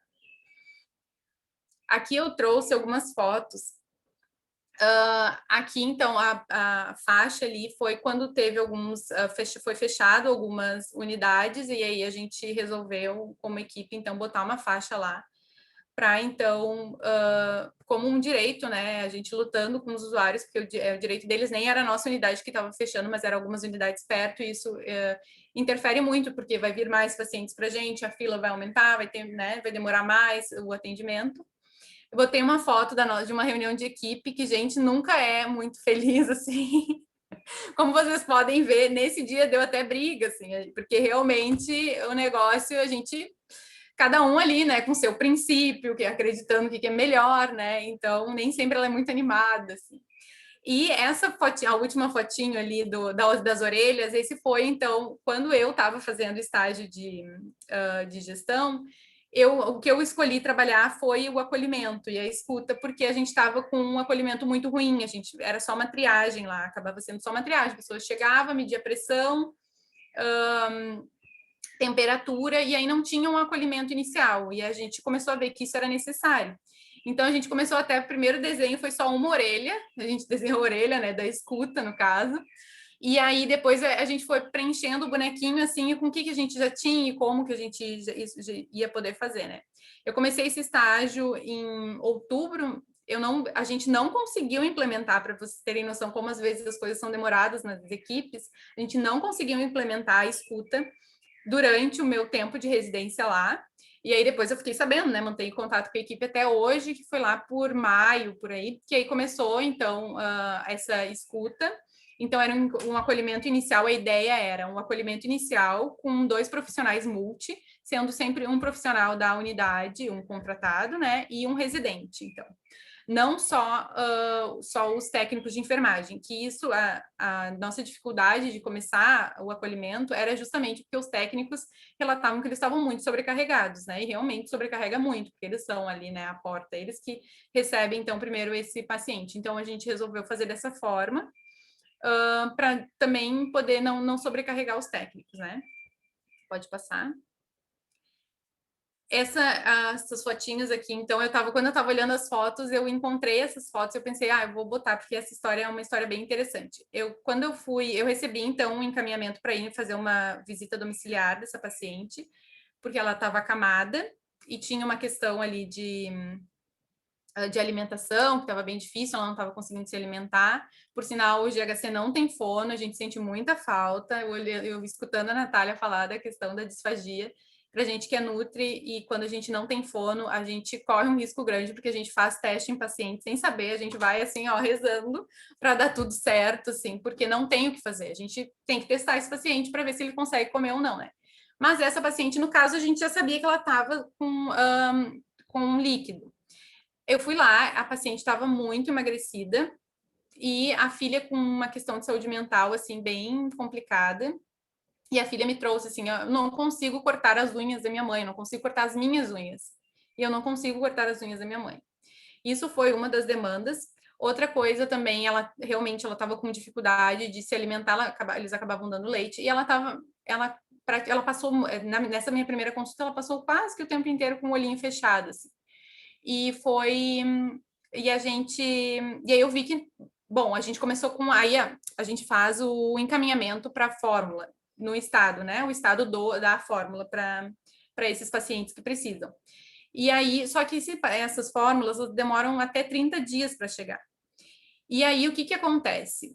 Quando, às vezes, esses pacientes, eles recebem já retroativo, então algumas eles doam para nós, para a unidade, e às vezes, quando o paciente vem a falecer também, sobra fórmula e eles doam. Então, a gente tem um estoque nosso, assim, isso foi uma coisa que a gente acabou fazendo justamente porque tem esses pacientes que levam até 30 dias, então, para receber essas fórmulas. Então, a gente tem ali para poder suprir no primeiro momento, essa necessidade.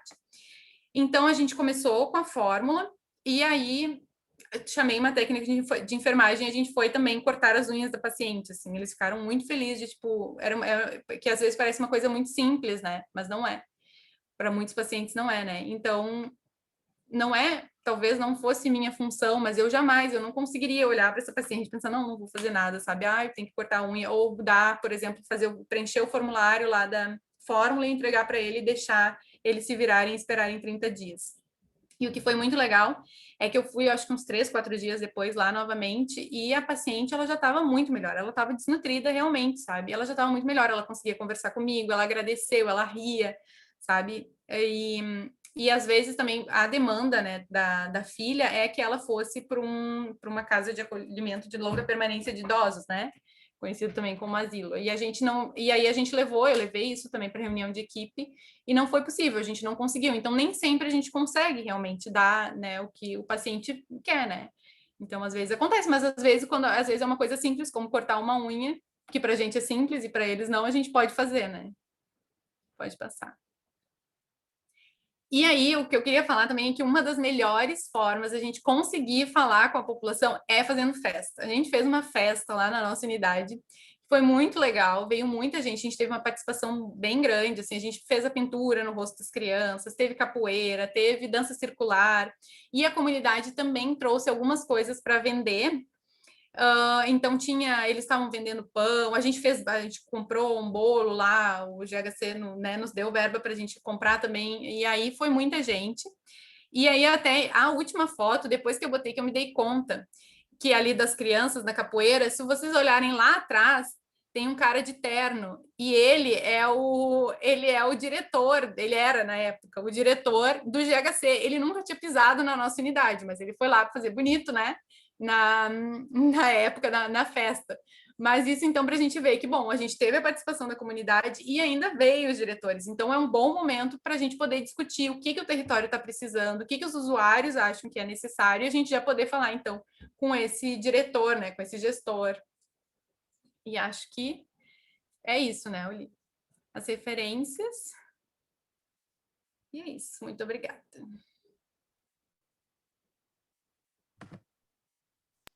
Parabéns.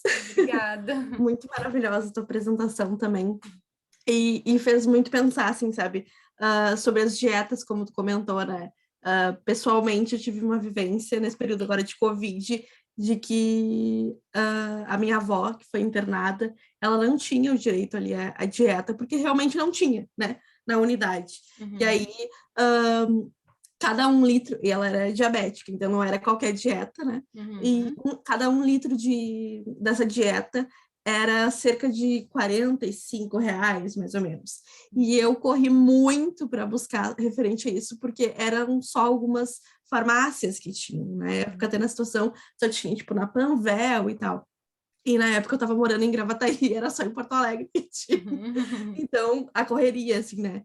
Que acabou que essa crise acometeu a todo mundo, né? Situações quando, por exemplo, a pessoa está internada, ela não tem o lençol, não tem cobertor, não tem ventilação no quarto, uma série de situações, né? A gente viu ali, desde o próprio oxigênio, que deu um levante, né, das pessoas tentando se ajudar referente a isso, né? E aí me deu essa ideia, né, de que não precisa ir muito longe, né? Porque essa dieta nem sempre está em fácil alcance, né? E é importante que, além desse estoque, venha essas doações, né? Quando for pertinente, né? Enfim. Sim. Mas também quero deixar aberto também as perguntas, quem quiser fazer perguntas, deixa aqui no chat. E a gente vai... pode falar. Tá. Não, e Olivia, a questão das dietas, que elas são em torno de R$ 45 1 litro, né? E dura um dia. Né? Então, realmente... exato. A minha avó, por exemplo, a Nutri de lá, ela pediu 3 litros por dia para ela ingerir. E aí, então, 3 litros por dia, quase R$ 150. E aí, então, pensa também, tem mais fralda, se ela já não tá, né, com todo um aparato. E ainda na situação, eu tive que comprar os aparelhos também para essa alimentação chegar até ela.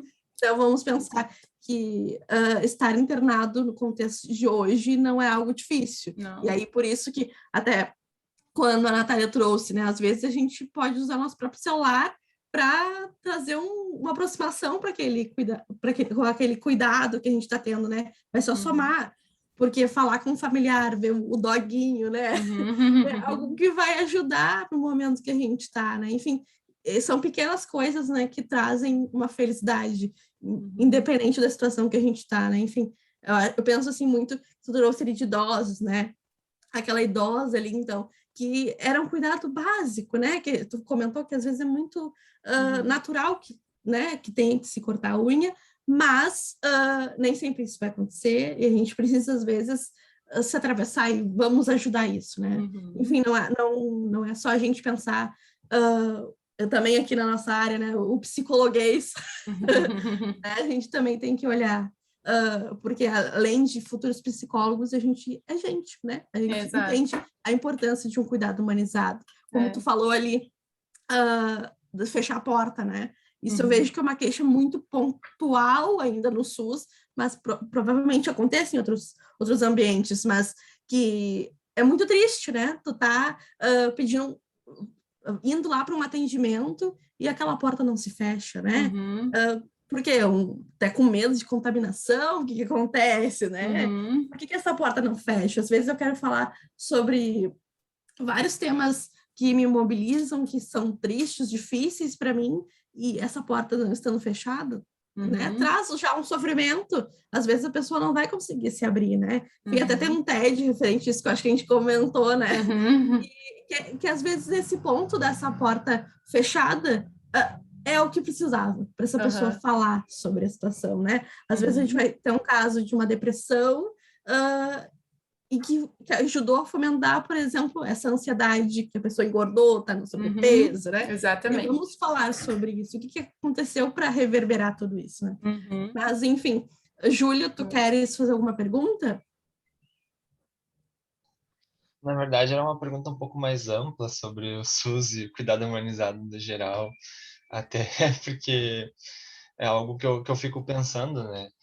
Foi conforme as palestrantes foram falando, principalmente a Natália tocou bastante nesse ponto, mas que a gente pensar, a gente tem uma lógica de produção agora muito forte, e também com toda a precarização que tem no SUS, e a falta de investimento. Então, acaba, de certa forma, voltando para uma lógica de foco na doença, né? De atender ali o paciente só num momento, porque acaba sendo que tem margem para fazer isso, né? Para atender o paciente quando ele chega ali na clínica. Mas como é que a gente pode pensar em estratégias no cuidado humanizado quando às vezes os atendimentos são tão breves, né? São tão curtos que tem tanto espaço, tem tanta gente precisando de um atendimento ali e tu tem 10, 20, 30 minutos para fazer uma consulta, né? Sim. Uma estratégia é grupo, né? Fazer grupo de alimentação, grupo, enfim, tem também o PSE, quando tu fala, né, do cuidado só da doença, a gente tem o PSE, que é uma forma também de prevenção, a gente tem que trabalhar a prevenção, né? E realmente, como a demanda é muito grande, é um pouco mais difícil de conseguir. A gente acaba realmente tratando o paciente que está mais agudo, né? Mas realmente a prevenção ela é essencial. A gente consegue fazer alguns grupos nas unidades, consegue trabalhar no PSE, e esses locais, como por exemplo uma festa ali da unidade, também é um local onde a gente pode também produzir saúde, né? Eu não sei se a Lorraine quer falar alguma coisa a respeito da tua pergunta. Vou abrir meu microfone aqui. O tempo de atendimento, assim, é bem complicado mesmo, assim, né? As consultas programadas, que são as consultas para idosos, saúde mental e para gestantes e bebês, a gente ainda consegue fazer com que tenha 30 minutos de consulta. Ainda assim, não é o tempo ideal, principalmente para atender bebê, né? Que a gente precisa fazer todo um exame físico, todo um cuidado, assim, né? Mas a gente vai jogando com o que tem, assim, né? Às vezes marca 2 horários para atender uma pessoa, mas tem momentos que é bem difícil, assim, né? Tem momentos que a demanda é muito grande e a gente tem que estar se revezando, assim, para poder prestar um bom atendimento para todo mundo.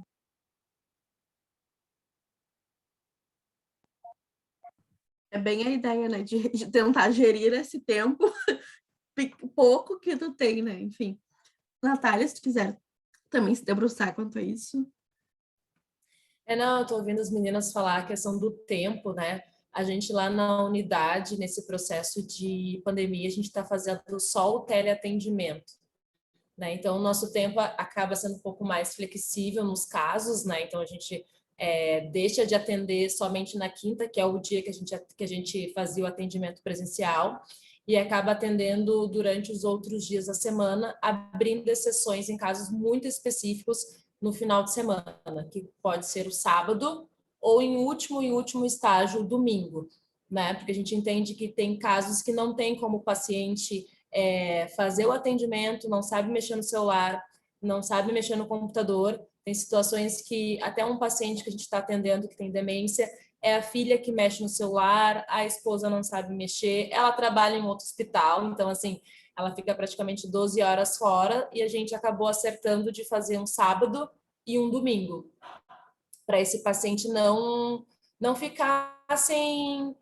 ser assistido, não ficar sem ter o serviço de fono, que é muito importante. Agora a gente vai voltar para o presencial, porque toda a equipe, nós somos 8 pessoas, está vacinada. Nossa equipe é a última a voltar à unidade, todo mundo já voltou, e a gente volta agora no mês que vem, assim. Mas essa questão de tempo é bem complicado, porque na própria unidade, como a gente temos uma sala agora até o momento, a gente também tem um tempo curto, assim, então a gente fica aquela coisa de caçar a sala na unidade, né? A gente fica rodando o posto para ver se tem alguma sala vazia, se faz bem de egípcia, entra, fecha a porta, depois se alguém bater, enfim, vai ter que esperar o paciente ser atendido para a gente sair, né? Então agora vamos ver se a gente ganha mais uma sala, vamos aumentar o número de pacientes e vamos manter o atendimento híbrido, né? Online e presencial, porque a maioria é tudo idoso, né? Então não dá para arriscar nossos velhinhos assim indo na unidade quando se faz necessário. E as VDs, que também a gente fazia, como ali a Gabriele falou, né? Que também fazia VDs, nós também fazemos VD. Agora vamos ver se a gente volta também, né? Mas o tempo é complicado, né? Para todos. Sim, tu comentou um ponto que eu achei também bem interessante, do atendimento no fim de semana, né? A gente pensar nisso. porque é algo que a gente já tinha tocado também aqui dentro do diretório acadêmico, no Jornal da Psicologia, sobre a saúde do profissional também, né? Porque a gente pensa tanto na saúde do paciente, do cidadão, e a gente esquece do profissional que está tão precarizado ali, está tão... não sei quantos atendimentos por dia, né? E quantos dias por semana, mas que acaba sendo totalmente prejudicado, e a saúde fica lá embaixo, né? Porque não tem um descanso propriamente, não tem um stop, né? E a gente, na saúde mental, é que a gente fala muito sobre isso. Não, é muito puxado. Tem alguns pacientes que a gente atende fora do horário comercial, às 10 da noite, às 8, às 9. Então, é conforme também a demanda das alunas, né, das acadêmicas, mas a gente deixa muito claro para elas, assim, se elas não podem às 8 ou às 9, elas ofertam um horário que elas podem fazer o atendimento. Se caso elas não puderem, daí nós, fonoaudiólogos, assumimos o atendimento, assim, né? Então, a gente acaba dividindo essa responsabilidade, mas que elas não se sintam obrigadas a isso, né? Porque também tem as demandas de estudo, como nós temos o trabalho, e por a gente ter um pouquinho mais de flexibilidade, mais jogo de cintura, um pouco mais de experiência, a gente acaba agilizando o atendimento. Talvez elas ficariam 1 hora e pouco, né? A gente faz ali em meia hora, 45 minutos, quando são casos, assim, não tão graves, né? Os casos mais graves, daí a gente acaba colocando de dia para que a gente possa ter pelo menos 2 horas de atendimento, se a gente consegue fazer também. Ou passa para os finais de semana para ter 2 horas de atendimento com o paciente e o familiar. Aí, quando a gente pensa nesse cuidado, né, com nós, futuros profissionais e vocês profissionais atualmente, é importante a gente pensar também que a prevenção também tá para nós, né? A gente também tem que ser prevencionista para nós, porque aqui agora até a Lohane está trabalhando agora hoje, né? É um momento assim que a gente tem que trazer reflexão para nós mesmos, né? O quanto a gente se esgota, né? Enfim, até esse evento a gente pensou nos horários de pausa, porque são muito importantes, né? Pensar que não é o tempo inteiro a gente estar nesse papo. Ele precisa ter fim, né? A gente precisa pensar que a gente precisa daquele momento de vamos fazer um exercício físico, vamos levantar, tomar uma água, né? Lavar o rosto, que é o momento que a gente precisa se dar a nós mesmos, né? Quando a gente teve esse início da palestra, vocês falaram, né? Antes mesmo de ser fono, antes mesmo de ser nutri, antes mesmo de ser enfermeira, eu sou fulana de tal, né? Enfim, eu sou a mãe, sou a filha, enfim, né? A gente precisa entender as nossas limitações, né? E que a gente não pode abraçar tudo. A gente tenta em algum momento porque a gente se sensibiliza, né? É importante isso, porque isso é também buscar um contato humanizado, mas eu acho muito importante, né? Que a gente também se aproprie disso que a gente fala, né? Eu acho que nesse processo é bem isso, assim, que a gente sente até na própria faculdade que a gente se esgota, né? Que são muitas cadeiras que a gente às vezes quer abraçar, vamos correr, estou atrasado, né? Eu preciso me formar tão logo, só que não é bem assim que funciona, né? Às vezes a gente entra nos vícios, nós vamos nos impondo, né? Mas eu acho que é crucial, assim, né? Para que a gente chegue futuramente numa pós-graduação, numa residência, como vocês trouxeram, e a gente consiga aproveitar todo esse processo, né? Porque precisa ser gostoso, prazeroso, dadas as limitações, essa humanização que a gente está falando, a gente ainda precisa ver o gostinho bom de tudo isso, né? A gente entende que o SUS tem que melhorar muito, mas o SUS é feito de quem, né?